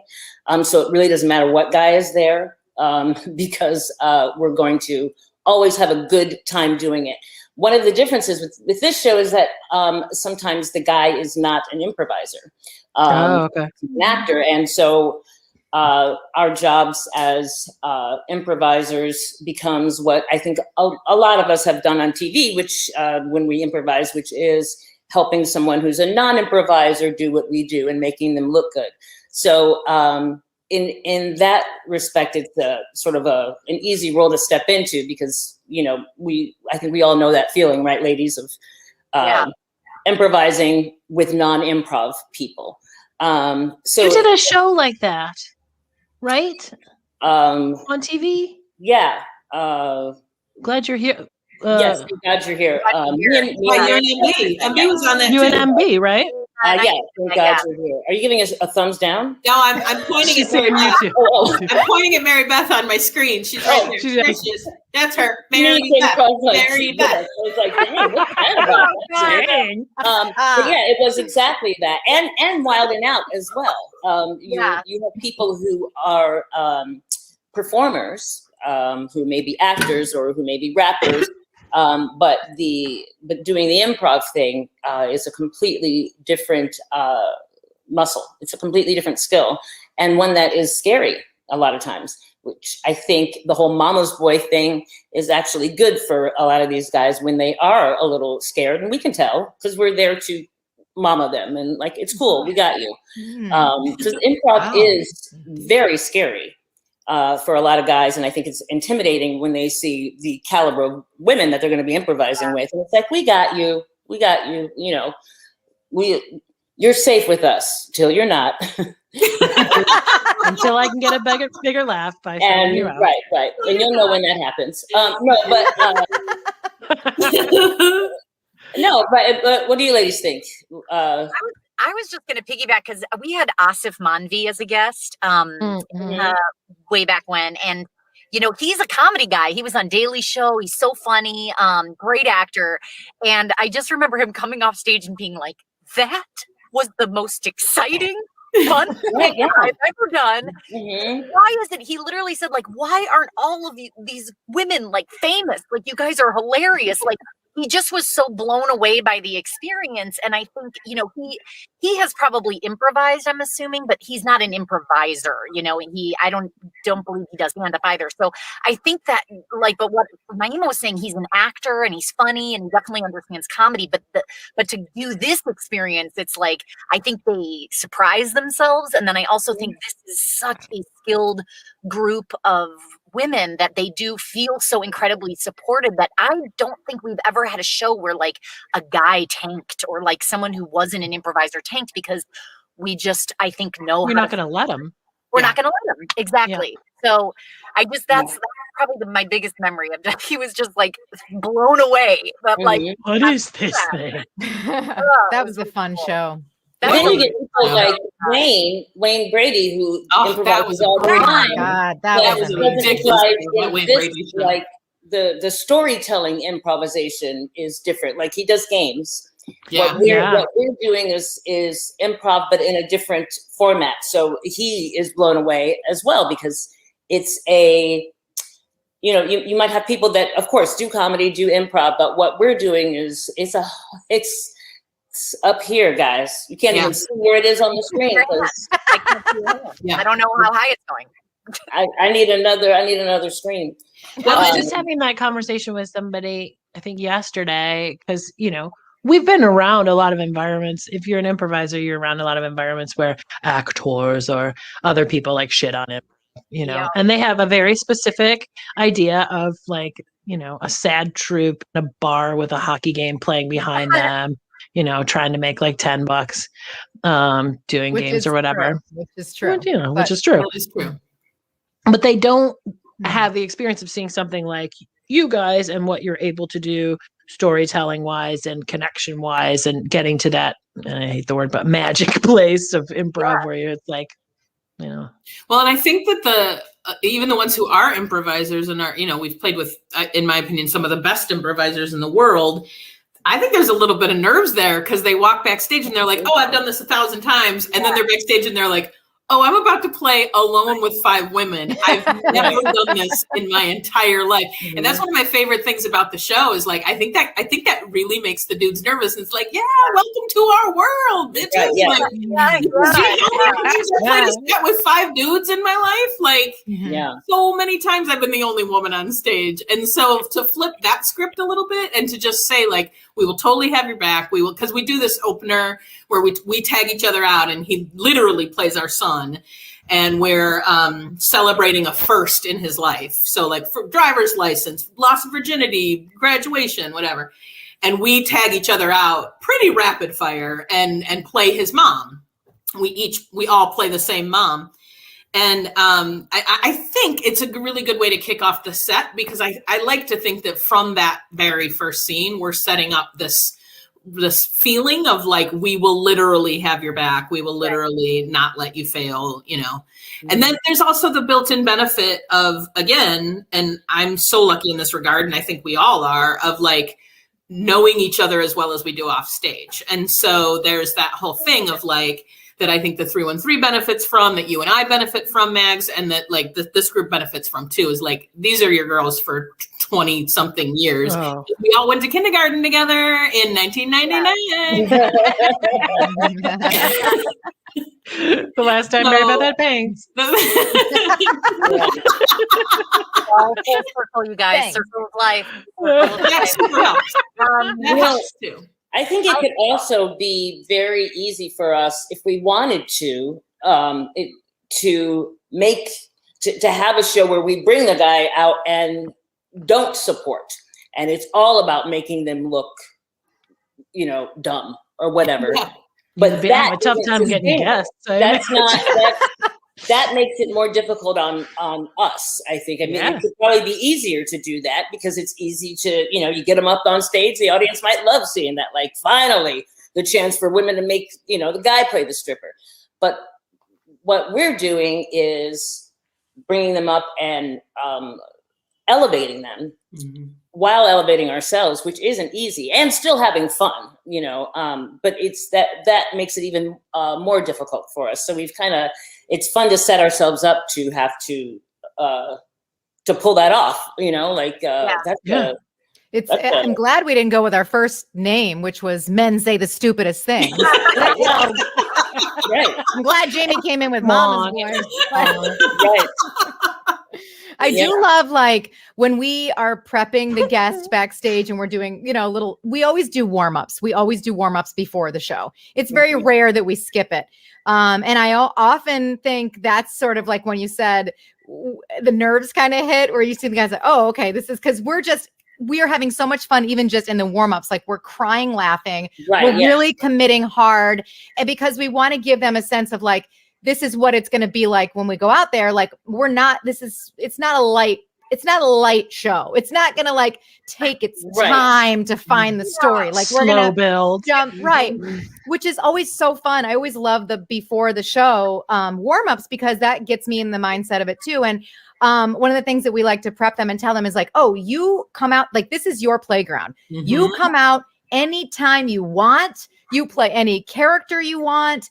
You know, if you want to come in 5 million times in this scene, do it. Like, so they have free range. So there's just no structure. Like, we're there, we're going to have fun, we're going to play, but like, you do you, and you come in whenever you're comfortable. And I think that really helps the guests to feel like, okay, cool. Well, I don't have to come into the scene because they said I don't have to. Oh, but I really want to. And it's really fun to see how quickly they get in there and play and aren't, you know, afraid to. Yeah, it's great. It's rare that we have a scene without the guy in it, which is cool. Yes. Yes. Yes. I was going to say too, just to piggyback on what Amy said, I do think there is such an energy about the show. Like, I think because of those warm-ups, like she said, they're not going to walk in thinking like, oh, we're going to do some deep, really thoughtful explorations of philosophy. You know, like, set it up like this is fast. We play fast. We play fun. We will play, you know, dudes. And I think also these women, all of us in this group, I just feel like are so versatile in their character work that like,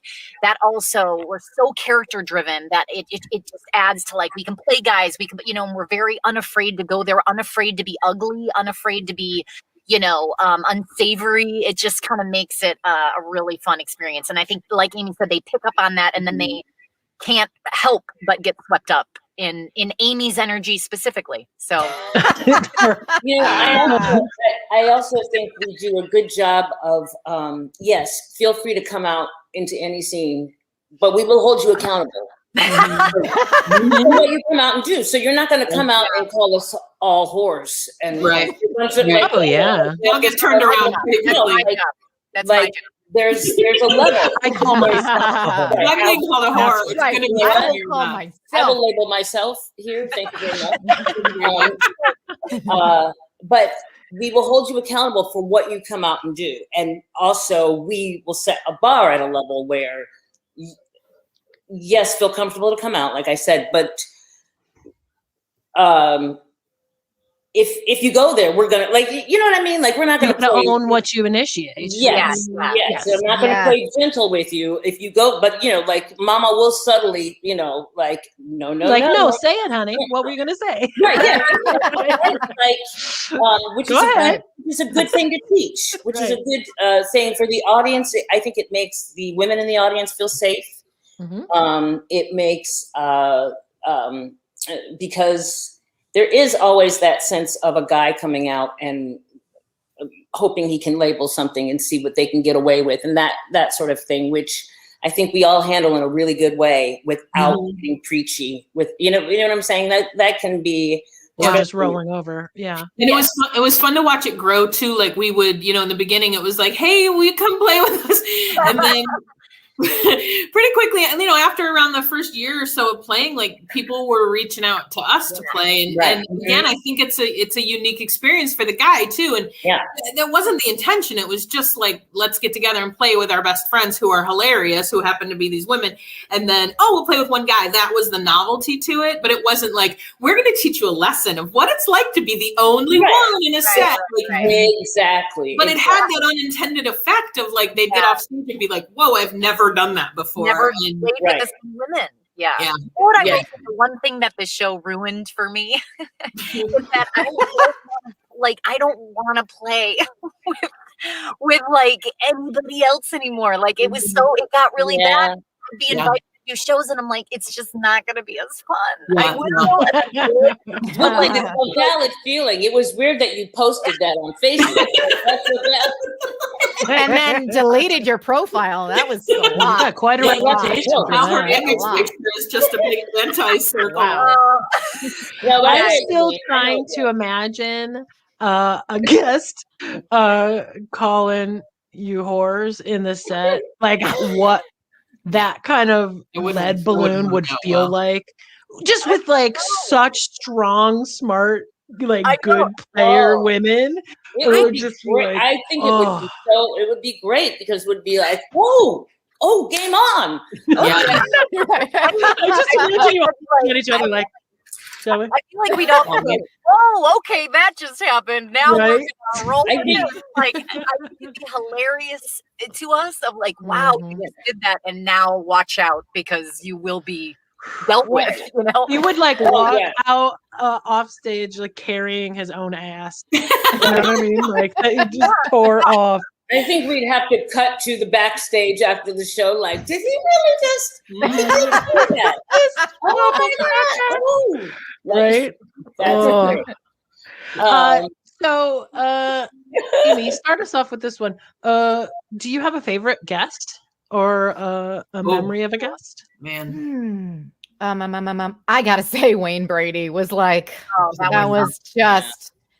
Personally, for me, I have just been a fan of his for so long. So when I found out that he was going to do the show, thank you, Nyima, Maribeth. I don't know if you had a hand in it. I'm not sure, but it was all Nyima. I was like, oh my God. And I was really so early on nervous. too. Remember? It was really Was that at the Second City space? Yeah, it was for wasn't it for their open house thing? Open house. Yeah. Oh, right. Yeah. Anybody unfamiliar, Mama's Boy was predominantly based out of the Second City Los Angeles performance space, right? Yeah. Yep. Yeah. I have to say, but I think great show. on a just say eye candy level, I think Matt McGorry was all of our favorites. Oh my God. Oh, that's right. Oh my That God. was awesome. You remember Oh yeah. how often we made excuses to touch his arms? Oh my God. We made constant excuses to touch his arms. Oh, I love the Thirsty Mama's voice set. Yeah. Matt McGorry. Yeah. That was a good one. That would be like probably the one thing that would be like kind of throw you all off your game. It was just like, you know, Chris Hemsworth played with you or whoever. Oh Like, wow, that would be awesome. Henry Cavill, you know. Aquaman, just right. Jason Momoa. Yeah, thank you. Right. Jason Momoa, that's his name. He And does that have a was name. very, very funny. He was very super funny. So, not trying to make it all terms. He was really funny. All the Any guys other from memorable Workaholics were really fun. The Yeah, the Workaholics Workaholics guys, were all all three really of them, fun. they were Those were great. great Yeah, shows. that was really nice of them to do too. Like they were really funny and they loved it. And again, it was just like the same reaction. Like, oh my God, you guys are all so hilarious, and that was so fun. So Did they each play individually or all together? Okay. Yeah, they each played individually. Yeah, I'd have to say I agree totally with the Wayne Brady show. Obviously, there was a lot of Make a Song, which is fun for all of us. We all love to sing, so that was a blast. You know, one of my favorites was the Paul F. Tompkins show in Detroit for the DIF, I guess it was. Yeah, in that big hall thing above the restaurant. Right? He's just, I mean, that's one of those shows for me personally, because, you know, Margaret and I sat in our apartment and watched every episode of Mr. Show like 9,000 times. So that for me personally was like, he's so quick, he's so funny. And I loved the shows that were just a joy and just laughing all throughout it anyhow. And because that's one of my favorite things about playing with you guys. And because Margaret, when I play with you, we never get a chance to watch, right? And so being backstage with you guys, we're all like, we go off and hang in the wings, but we're all just like laughing the whole time. Like, and I'll look across the stage, like if MB is backstage on the other side and Jamie's on stage doing a scene, we're both just looking at each other, just dying, like tears. Like you're just all so funny. And I remember having that would be really weird if you and I did that in our show. There'd be no one on stage. Although I do laugh at you a lot. That's hilarious. Yeah, we just do the laughing on stage. In the scene. Right. But I remember that with Paul, like just laughing during the show. And that was one of those shows where I was like fanning out and watching him play, you know, while being on stage with him. Just, he's so funny. So that was a great one for me. But and your guest for the festival this weekend is another old also one of our family member. All time. Yeah, another family member. Mark Evan Jackson. That's right. Also, I think that the shows, you know, those are some of our like favorite celebrity, like comedy friend shows, but the shows we play with those dudes who are our brothers, you know, playing with Joshua, playing with Warzy, playing with Jax, Joshua you know, Funk, Mark Warzeka. Those are a whole nother level because it's like it's you know it's like there's a sixth one of us because we can read his mind as well as, you know, so. And man, you're not doing any of that come with me stuff either. Yes. Right. Hey, you're going to be okay. It's more like, oh, we're off to the races. We're all and they know us, so they don't have to feel like they're kind of getting to know us and what is this going to be, and like it's like follow the follower. They're leading as much as we are. I'm super excited to play with Jax next weekend because he's one of my favorite people to play with ever. He's just so smart and so funny. And there he is. And there he is. I don't know why. It's also fun to do shows with people where you, like the show might start and you go, oh, we didn't do a technical, like we technically didn't warm up, but we were warming up because of how we interact and how we talk and how we doing bits in the dressing room, which are all part of, obviously warming up is a great thing to do to get you all on that same rhythmic page, I suppose, but there is something to be said. And I think this goes back to Nancy, what you were saying about being backstage and laughing and loving what's going on stage. There is a sort of Detroit thing, I'll say it, where we are supportive with each other while we're in a scene, while we're off stage, while before the show, after the show. It's this constant sort of, we're constantly creating with each other, which I know I feel with you guys on stage. It's like, sometimes I forget, like, was that a show or was that live? Nice. I'm totally with you on that, Nyima, because I'm pretty bad about warming up. I just want to talk and laugh before the show. You've never warmed up. And I don't like to do it.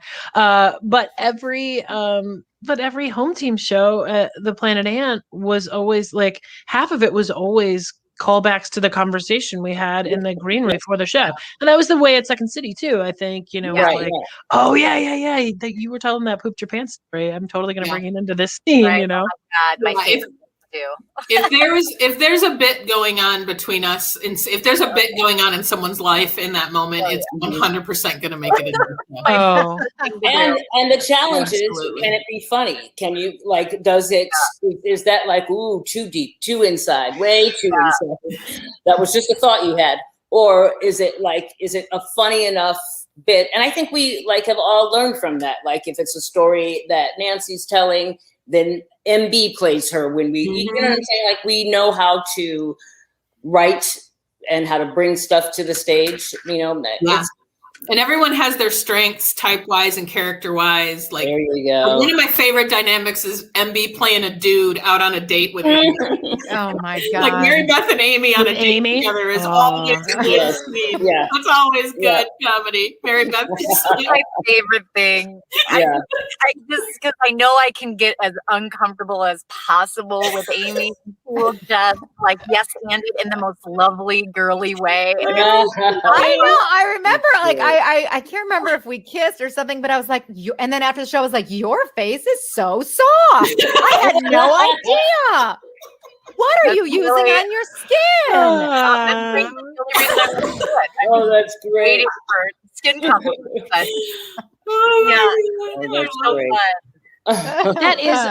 That is a great thing, and it tends to happen more when we're obviously playing with just women, is the opportunity to play men. And I think personally, and I'd love to hear what you guys think, I think that women approach playing men in a very different way than men approach playing women, because I feel like it's gotten better over time, but so often when men play women, it's Monty Python level of where we're like, we get into the being a guy. Some people do the spit and grab your crotch thing, but for the most part, I think we're really trying to get into the mindset of playing guys. So I don't know if anybody has a comment on that. I have a quick comment. I also don't think men go to playing women very quickly. I think they're very much more reticent, and I think that they don't look at it as an option as quickly as women. Playing men is an option, at least when I've played with men, but and I also think it's when you are the now I'm gonna get a little political, when you're the subjugated gender, I think you do a lot of examination of the gender that's keeping you down. So ideas and lots of character choices you can go to explore that on stage. If you're on the top, you're not really looking at who's absolutely. Well, it's funny because as creative. Nope. The master's thesis I never wrote but always wanted to was about how typically, historically, when men play women, it's a comedy, and when women play men, it's not. Because it's about, why would a man lower himself to dress as a woman? And women are trying to get, in a historical setting, are trying to get freedom and empowerment and be able to go places they couldn't go alone, or things like that. So and also when a guy plays a woman, chances are he's going to be playing a lower status character. And when a woman plays a man, it's usually because we also usually play like this very wide range of men too, that there's a difference between a burnout dude trying to get over on you at a party and Amy playing the mayor of Hollywood or something with a big mustache, Some of Jamie's men are the funniest characters I've ever seen, because she, like, when she comes in as like the boss of a company or the Yeah, mayor of or a a judge. Yeah. a judge. They're like these, but they're these ridiculous like Monopoly guys. Yes. Oh, they're so funny. They're All of them so have a vest with a watch chain. Right. Right. But that's different. It depends on the scene. Like, she'll come into a cast scene as a character like that, but then if we'll do like, you know, like a slower 2-person scene, like that's very different from like Maribeth as a dude on a date with Amy and like a 2-person relationship scene, you know? So yeah, it's all a nice character examination. And I just gotta throw out, Nancy does a killer like sports watching guy, like a very like athletic, sporty dude. That wants it.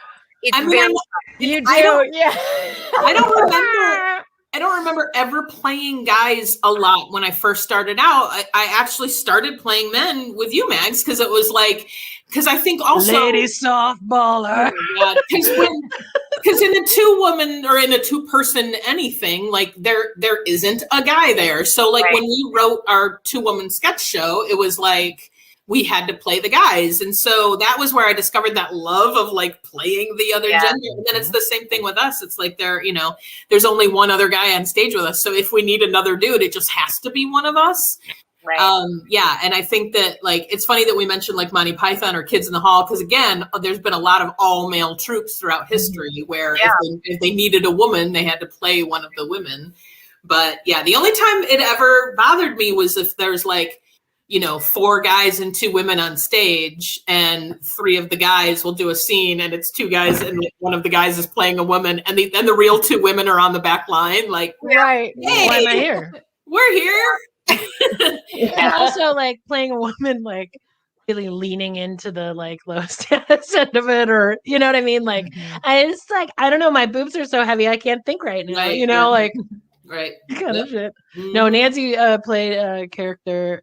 We had a scene where I was like on a softball team for work, and she was the guy that was just like there watching and yelling a bunch of shit to me. And it's one of the funniest things ever. And we quoted at my house all the time. Hey, lady softballer. This guy who hung out by the fence at the softball, softball diamond.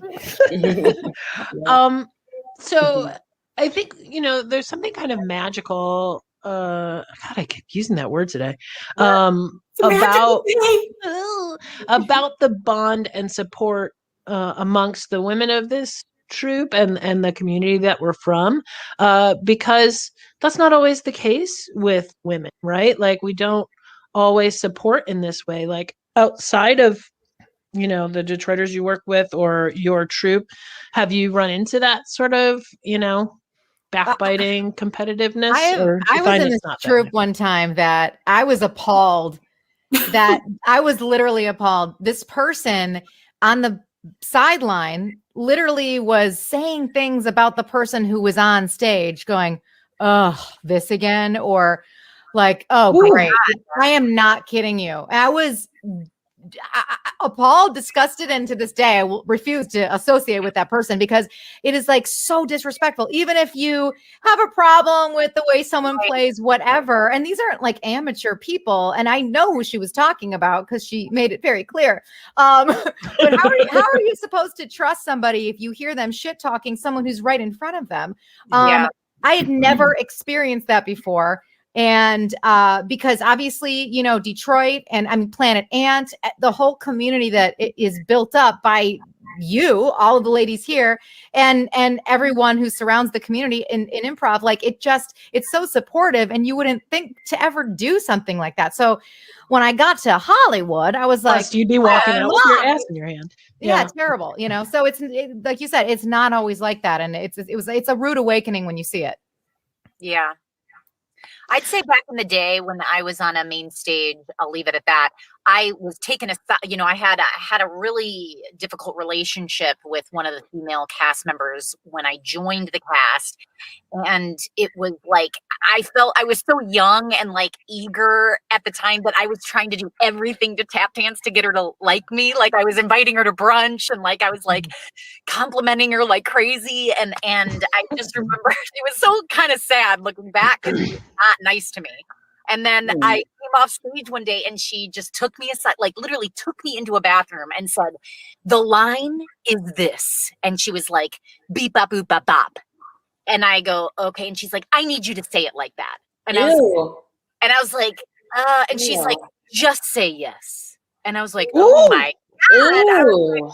And then I was like, oh, there's no winning this person over. I'm like, I'm gonna stop.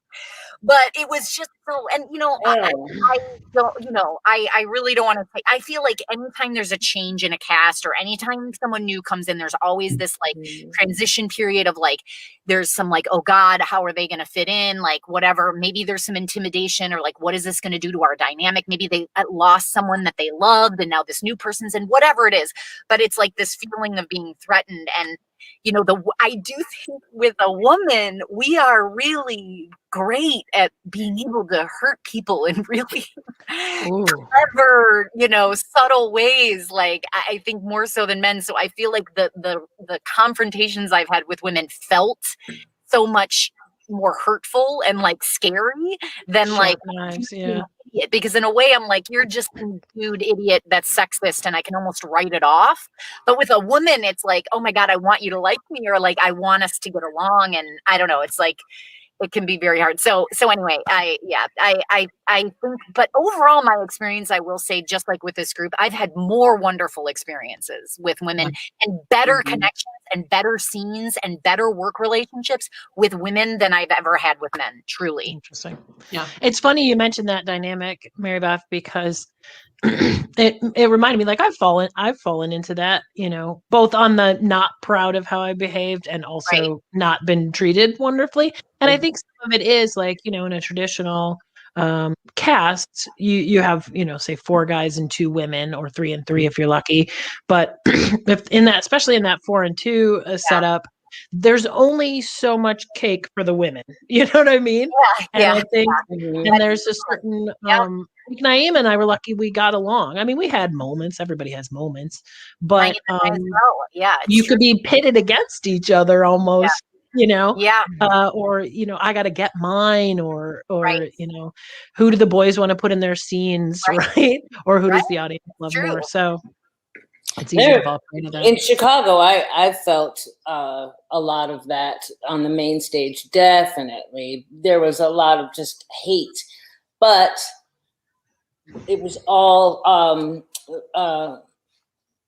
for me. I could back up anything with my talent, so I've never felt the need to dial into that at all, and I'm talking hate just from like, why do you get that role, to why are you wearing earrings, to too much makeup, or you can't be funny if you're wearing makeup, which I am sort of like, I don't even realize I've put makeup on. That's how often I wear makeup. Like, it's just who I am. But I love the challenge of someone thinking that would be a reason why I'm not talented, or that could be something you could whisper in my ear that would, mess me up. Like, you come, like, I'm not here for that. We're hired. And we got a job. And one of the things I love about Detroit, again, is that we all back each other up with that talent. So if somebody wants to say something about me or Keegan being on a stage in Chicago, and now Maribeth being brought on the stage, I know she's got the talent. So there's nothing anybody can say. Like, you can sort of tell that it's all just hating, jealousy sort of thing. But we back it up with what, Yeah, the Detroit thing's a really great point, because that's the number one thing that people ask me all the time, and I'm sure you guys too, is like, how do you guys run so deep? How do you get along so well? It's like anytime, in that Friends reunion, I saw one of them say, like, if one of us runs into another one at a party, I don't know if you guys have watched that yet. They're like, if one of us runs into another at a cocktail party, that's it. That's the end of the night. Like, we're just going to be together the rest of the night. And that's 100% how I feel about the Second City Detroit folks. And I've been really, really lucky but I also feel like in that I have felt a lot of love throughout my improv career, but I also think I've crafted it that way. Like, I think that I think I play with the people I love. And not that I don't want to play with other people, and not that I don't go and play other shows when I'm invited, but if I'm going to make a troupe that I'm going to play with on the reg, it's going to be with my family. And like, because then I get the added bonus of like some of those shows that we got to do in the Second City Hollywood were the only time we saw each other. And so like it's time with your girls and it's time with your family. And these people make me laugh the hardest in my life off stage. So of course there are people that I want to spend my time with on stage. And I feel like ever since I was in the main stage in Detroit, I just kind of I feel like I was very lucky with the people I worked with there. And then I just kind of kept crafting. I would gravitate towards the people that made me laugh the hardest in the world. Who also want to work. That's another thing too. Who make you laugh, who want to do a Tuesday movie day, who want to write an album, who like all of that stuff. You know, earlier, Margaret, you were talking about how it always seems like people out in California, the Detroiters, were together all the time. And the times that we are together, we are getting together and laughing, but we're also getting together and performing. And as y'all know, each time you perform, it's like, at least for me, it's like you get to that level of like, it's like skydiving, you know, you sort of, it's scary and you sort of go there and it's, so each time we're all together, we're not just together chilling, we're together doing something that's fun and exciting and exhilarating. And, you know, like, so it makes it so much deeper when we are together, because not only are we having fun, but we're also making people laugh, which is not easy to do. Speaking of that Friends reunion, didn't you guys think it was so interesting that Matthew Perry said, he admittedly said, like, if I didn't get a laugh on stage, I felt like I wanted to die. And just that need to just have to go there so hard, and if the audience didn't laugh, how he deeply he felt that, and that he can't watch old Friends episodes, I thought was so it was so sad to hear, because he's so brilliant, and yet you realize the struggle of an entertainer or whatever's going on in his head. And I just thought, wow, I'm so glad he opened up about that, because I think there are a lot of people who can really relate with that on some level. I don't know if you guys, if that stood out to you, but I was shocked that he said that. It was really amazing. You know what I think is the antidote to that is improv. I feel like you fail so, and not just improv, but getting to do the main stage, like getting to do a resident company at the Second City or at any theater that has a resident, just getting to play 7 shows a week. It rids you of that, because you have to, you're going to fail. Like, you're 100% going to fail. When you're playing an improv set in front of 12 drunk people on a Sunday night, when they're the only ones left for the set, like, I remember starting in the main stage and being like, oh my God, they didn't laugh. I'm the worst. And then I remember didn't take very long at all, that those shows where you get 0 laughs at all. And like Margaret and I always call them the Michigan J Frog moments, when you're like performing as strong as you can and nobody laughs. And it's like, those are the nights when I would get the giggles. Like, nobody would be laughing at the main stage show, and I would go off stage after a scene and just be cracking up. I was like, oh my God, they're not laughing. This is hilarious. Honest to God, I have to, and Nancy, you will remember this. One of the worst cases of laughing at how horrible it's going was we did a corporate show, I think through Planet Ant, for the Metro Times at the Royal Oak Music Theater. That was part of this like fashion and dessert. We were so far away. And we were on a stage. I think there were 2 handheld mics. It was a totally like strolling event. So nobody was sitting in an audience. They were just sort of milling around. And there were like 2 people in like Renaissance Festival costumes watching us, but otherwise everybody else was just like eating cake and wearing things. And it was the 2 of us, and I think Josh Funk and Topher Owen, maybe. And at a certain point, the din of the room was just louder than we were. And so we were basically just saying whatever the hell we felt like saying into the mics, looking at each other, just like cracking up. Like, what is this for? Commenting on the fact that they weren't laughing. We were like, oh my God. Yeah. We were like, do you even think anyone knows we're doing a show right now? Like, was this stuff that we were saying into the mic? No. That, like, touring and doing a main stage show for no crowd at all, like that, it absolutely rids you of fear because you just fail so hard that it becomes hilarious. And then once you do that, once you can just fall on your face, like there's nothing that can scare you after that on stage. Like it just really is. It's a great skill. The funny thing is though, and this may be part of where I am, and I don't know if this happened to anybody else here, but it's a spectrum, right? Because it starts off like Maribeth really made me think about it like being 20 something and like, okay, I'm talented and life is amazing, let's do it. I mean, you had that energy in spades, girl. I mean, we all wanted to draw on that from you. But so there's that era. And then like your 30s where you're like, okay, I kind of know what I'm doing. I feel confident in this, but I'm also more diplomatic and cautious, whatever.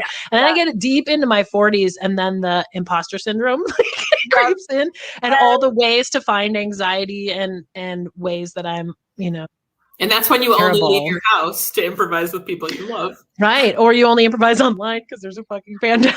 Just to piggyback on that for a second, Megs. It's a setup. Like, do it. I go to therapy, and at one point, I said to my therapist, hand to God, I was like, I just feel like in my 20s, I was so fearless, and I would just say whatever I wanted. You literally were, though. I was. That's amazing. To a point of like, holy shit, like really.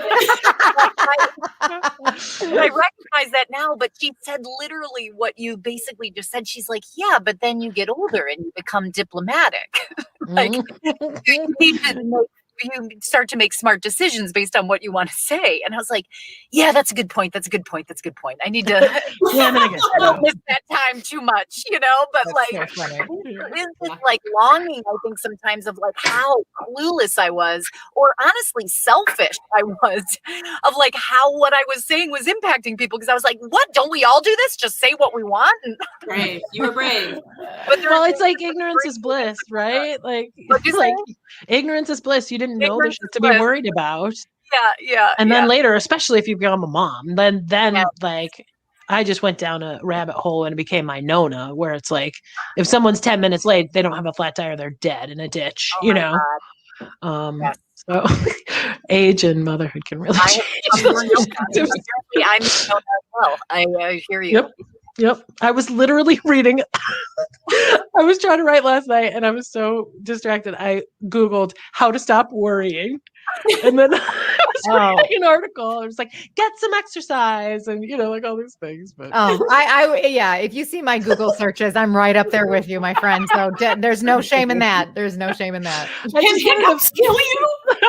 I just wanted to find like if there was a magic eraser version for like the things that replay, Right. Yes. Well, believe it or not, we need to get to these awards because talking to you guys makes time go by too fast. Sorry, you guys is not an appropriate term these days. You people. You mamas. So if you're joining us for the first time, A, shame on you. But B, we have a segment called the Ally Award, wherein our guests give out currently verbal, someday tactile awards to people who have supported them, who have bolstered them, who have helped them become the people that they are, or who are just general great influences or presences in the lives of our guests. So so let's give away some awards.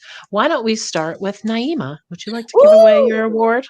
I'm excited about this one. I think it's pretty amazing. Award goes to my daughter Ziza. And here is why. That's my beautiful daughter. It makes me always want to cry. And I'm giving her this award. She is in 5th grade. This past year of school, they've been at home, and I know that's difficult. It's different, and she has handled it like a lady. And it's a good thing, because it's always nice to have change in life, but it's also a scary thing. And I think the older we get, the more we are afraid for change. And she has really shown me that it's okay to be afraid, but take that fear and turn it into excitement. Wow. And you're always going to get something positive out of it. So my award goes to my daughter. Oh, congratulations, Ziza. You won an Ally Award. Yay! Woohoo! Yay! It will be mailed to your home in 6 to 8 weeks. And by that, I mean your mom's going to make something up, because I don't have that award for you. Maribeth, when did you give out your Ally Award? Okay, I am curious if this gentleman has been honored on your show yet. I wouldn't have been surprised if he has. But my award is going to go out to Larry Joe Campbell. Don't think he has, but I'm excited about it. Ooh. So he basically was doing a college. He was doing a college thesis, his graduate thesis back in the day. When I was a sophomore in college at Wayne State University, and Larry was in the master's program. And he was doing his thesis, and he wanted to take a group of actors who had never improvised before and have them write a show using improvisation. And so he auditioned like the student. I know the name of it too. I do too. I'll tell you, Margaret. I'm impressed you remember. Oh, well, maybe I'm going to get it wrong though. Hippies, heartaches, and hair loss? Yes, that was it. Wow. Hippies, hair loss. Yep. And I just, I think I always looked back at joining Second City and that kind of changing rather the trajectory of my career, like getting into improv. I think these girls are reading chats or something. Which is why I'm laughing because Amy is like adorable behind the award. I know she's sorry. I can't help it. I'm so sorry. It was really childish to me. You're like having a really meaningful moment. I know. I'm such a bitch. Okay, go ahead. No, you are not a bitch. You are. I was listening, NB. You were the only one. I guess no one cares about Larry. Sorry, Larry. I don't care about him, but I was listening.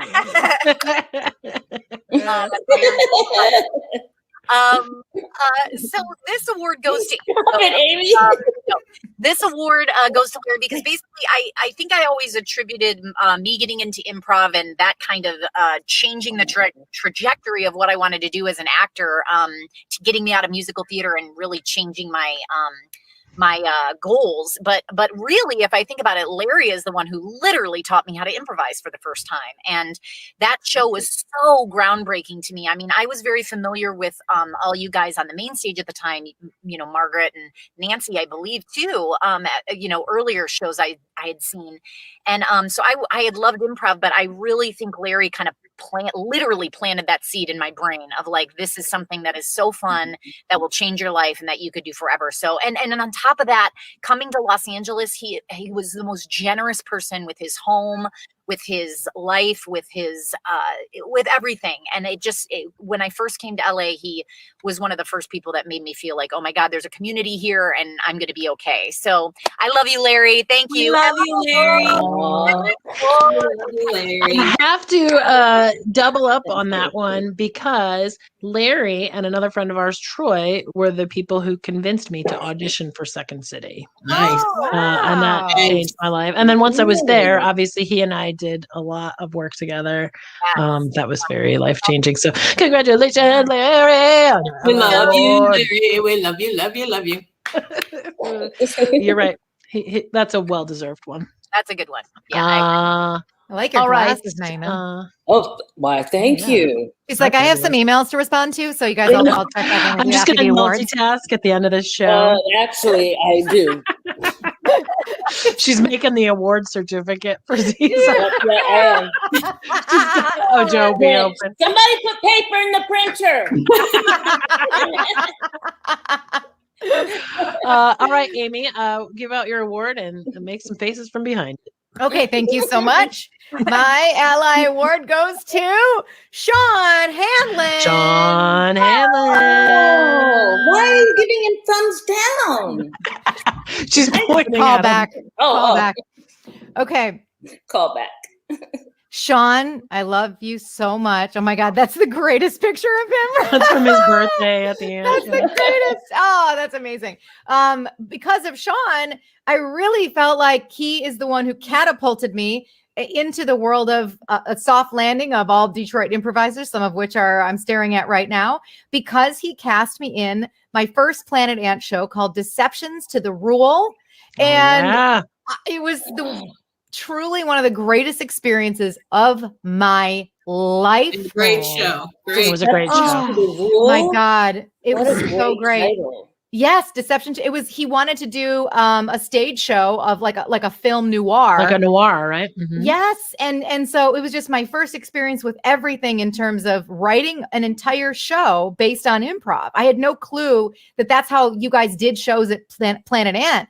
And so that was just a remarkable experience that he gave me that chance. And and in that show was Jamie Moyer. I was going to say, Jamie was in it, right? Yes. Mark Soboleski, Tim Robinson, several and other people. the rest.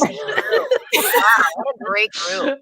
Yeah, it was good. It was awesome. Dave Davies. Was in it. My God, Dave Davies. Oh God, it was incredible. And we got to do some film shoots too. Like we did some video shoots part of the show. But yeah, so thank you, Sean. And he was also a teacher at Second City. He's one of my teachers. So, but yeah, I love him so much. So thank you, Sean.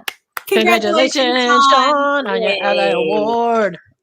One thing that always comes up when I see Sean's name is when we worked on the cruise ships together and they had like some manifest and his name was on it misspelled and it was written Shaw Handloom.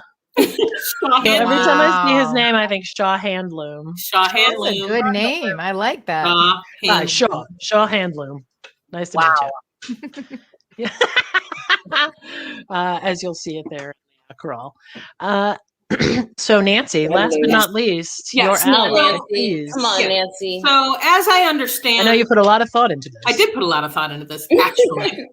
As I understand the Ally Award, it's supposed to be somebody who has supported you throughout your improv career and who challenges you to do better work and who you look up to, people like Larry and Sean. So I did put some thought into it, and I thought there's only one person I could think of that I'd like to honor, and so I reached out to Jess. Jess, would you put that picture up for me, please? Margaret. Bitch, I put a lot of thought into this. Quit making me feel stuff. A surprise. That is an amazing picture. Straight up. You are my Ally Award, Margie. And Jess and I have worked this out to surprise you. And you bitches. That was like, Nancy will send it to me at some point. Just to her later. Margaret was like, so Nancy's the only one who doesn't have an Ally Award. You didn't forget. We'll just say your name last, and you can just pull something out of your ass. She's straight up. Yeah, I'll email her while you're doing the intros or something. The truth is that I sent just this picture a while ago because here's the thing: I did a lot of work at Second City, and Second City is this magical time in all of our lives that starts us off in our improv journey. And then, it can be you can get a little lost as soon as you leave that role. And, and it's the greatest job you're ever going to have. Everybody knows that. And you leave there and you're like, what's next? What's the next thing? What's the next thing? And I feel like I met you at a perfect time in my life, Margaret, to be like, to just be burgeoning creativity. And it was that time, Andi, when like you were on the stage then and Park was happening and we were all getting to be friends and Nyima and Margaret were on the main stage together. And then yet a third chapter after that, I think, was, when we created Bottle of Red and wrote that show, of all the stuff I ever did at Second City on the main stage, I gotta say, I feel like Uncorked might be my favorite show I ever wrote. Wow. I think it might be. I think it might be my favorite show I ever wrote, because you were amazing in it. You were, the process, it just came out of us, and like we created so much shit. And I ironically, one of our allies, Sean Hanlon directed that show. And here's a very funny Sean story. Margaret and I were standing backstage on opening night of the show, and exactly what you're gonna say. Sean came backstage to give us a pre-curtain speech to build us up, and he put a hand on each of our shoulders and he said, ladies, just go out there and try to rise above your gender. That's perfect. Rise above your gender. Rise above your gender. It was the best pre-show speech I ever got in my life. But no, every single time we've ever played a Bottle of Red show, I tell people that it's like playing with the other half of my brain, and it really is true. And then, to bring this whole little conversation of our full circle, the only other time I've ever had that in my life is then when I moved to LA and was lucky enough to get to play with all of you. Like when I play with everyone in this room and Jamie, it's the same thing as when I play with Mags. It's that other half of your brain thing. I know you all so well. I can see your eyes light up on stage, all four of you ladies and Jamie. I watch your eyes light up and I'm filled with glee for the audience because I know what you're about to do. And I know what you're doing.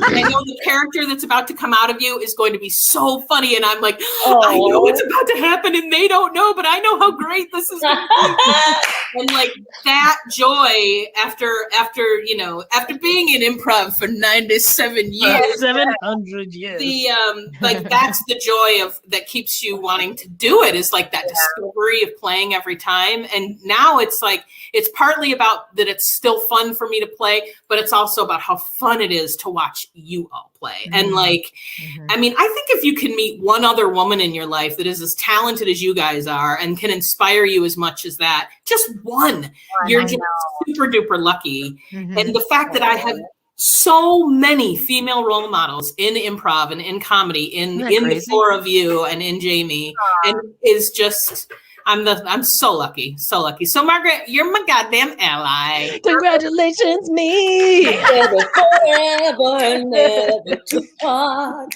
Together forever. Don't you know I will you have to finish it. Together forever with you. Oh, that's my jam. Sorry.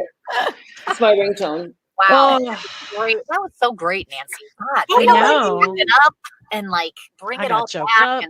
Wow, I know. Smack it up, flip it, rub it down. Rub it down. Oh no! Oh no! I need a body bag.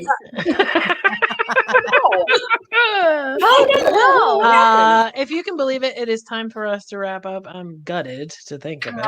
I am too. This has been one of the most enjoyable hour and 20 minutes of my whole life. And our Mama's Boys show is next. It's Boys show. Right after this, right? or Right before this? We're playing tomorrow night. I thought we were playing tonight. Tomorrow, Saturday the 5th. Saturday, June 5th with Margaret Jackson. As Jess pointed out in our chats, please excuse our time traveling bits. We are about to do the show, and we're excited about it. We're very excited.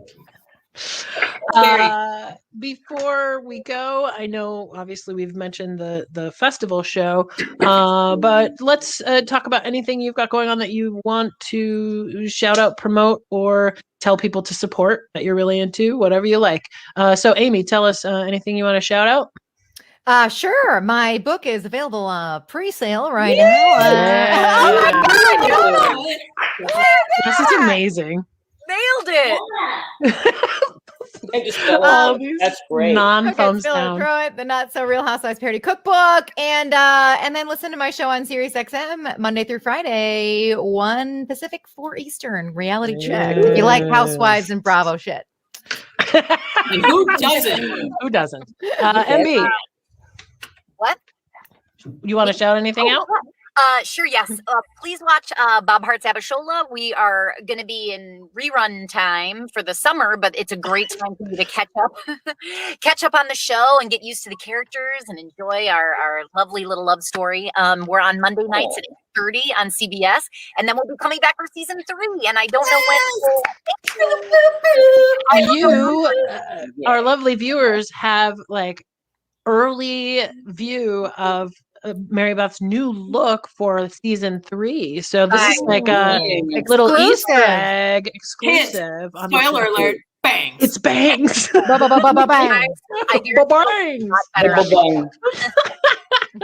Now, you have anything you want to shout out? Oh, let's see. I've got a couple wild and outs. Canon coming up. Also, there's another Who's Line should be airing this month. Whose is it anyway? And also Harper House, a cartoon that I do on CBS. Check that out. Yay! Yeah, baby. Check out those things. Nancy, anything you want to shout out? Yeah, I want to be the person to mention, you said if there's any causes we want to talk about. I just want to remind everybody that if you, when you watch our show next Saturday, tomorrow, at the Detroit Women of Comedy Festival, the proceeds from that show are going to go to support something very near and dear to all of our hearts, which is the Detroit Creativity Project. Woo-hoo! I'm the president of the board for that. Margaret works very, very hard with that group. We send improvisers into the Detroit schools to help teach people to make brave choices in their lives. DCP. So that's my shout out. That's the thing I want to shout out, and the cause that I want to support is when you watch the Detroit Women in Comedy Festival, you are supporting the DCP. So support the DCP and support the Detroit Women of Comedy Festival. These amazing women that put this on are working their butts off to bring this festival to life this year virtually. Love it. Well, thank you to our amazing guests. Thank you to Jess.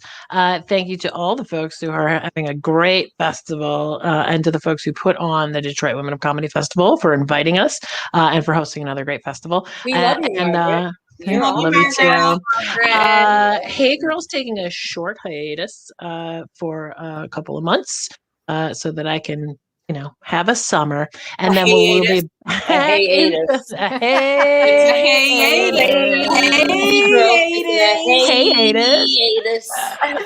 But we will be back in September with some amazing guests. So thanks everybody. We'll see you in a bit. Love you. Bye. Bye-bye. I love you. Bye-bye. I love you. Bye-bye. I love you.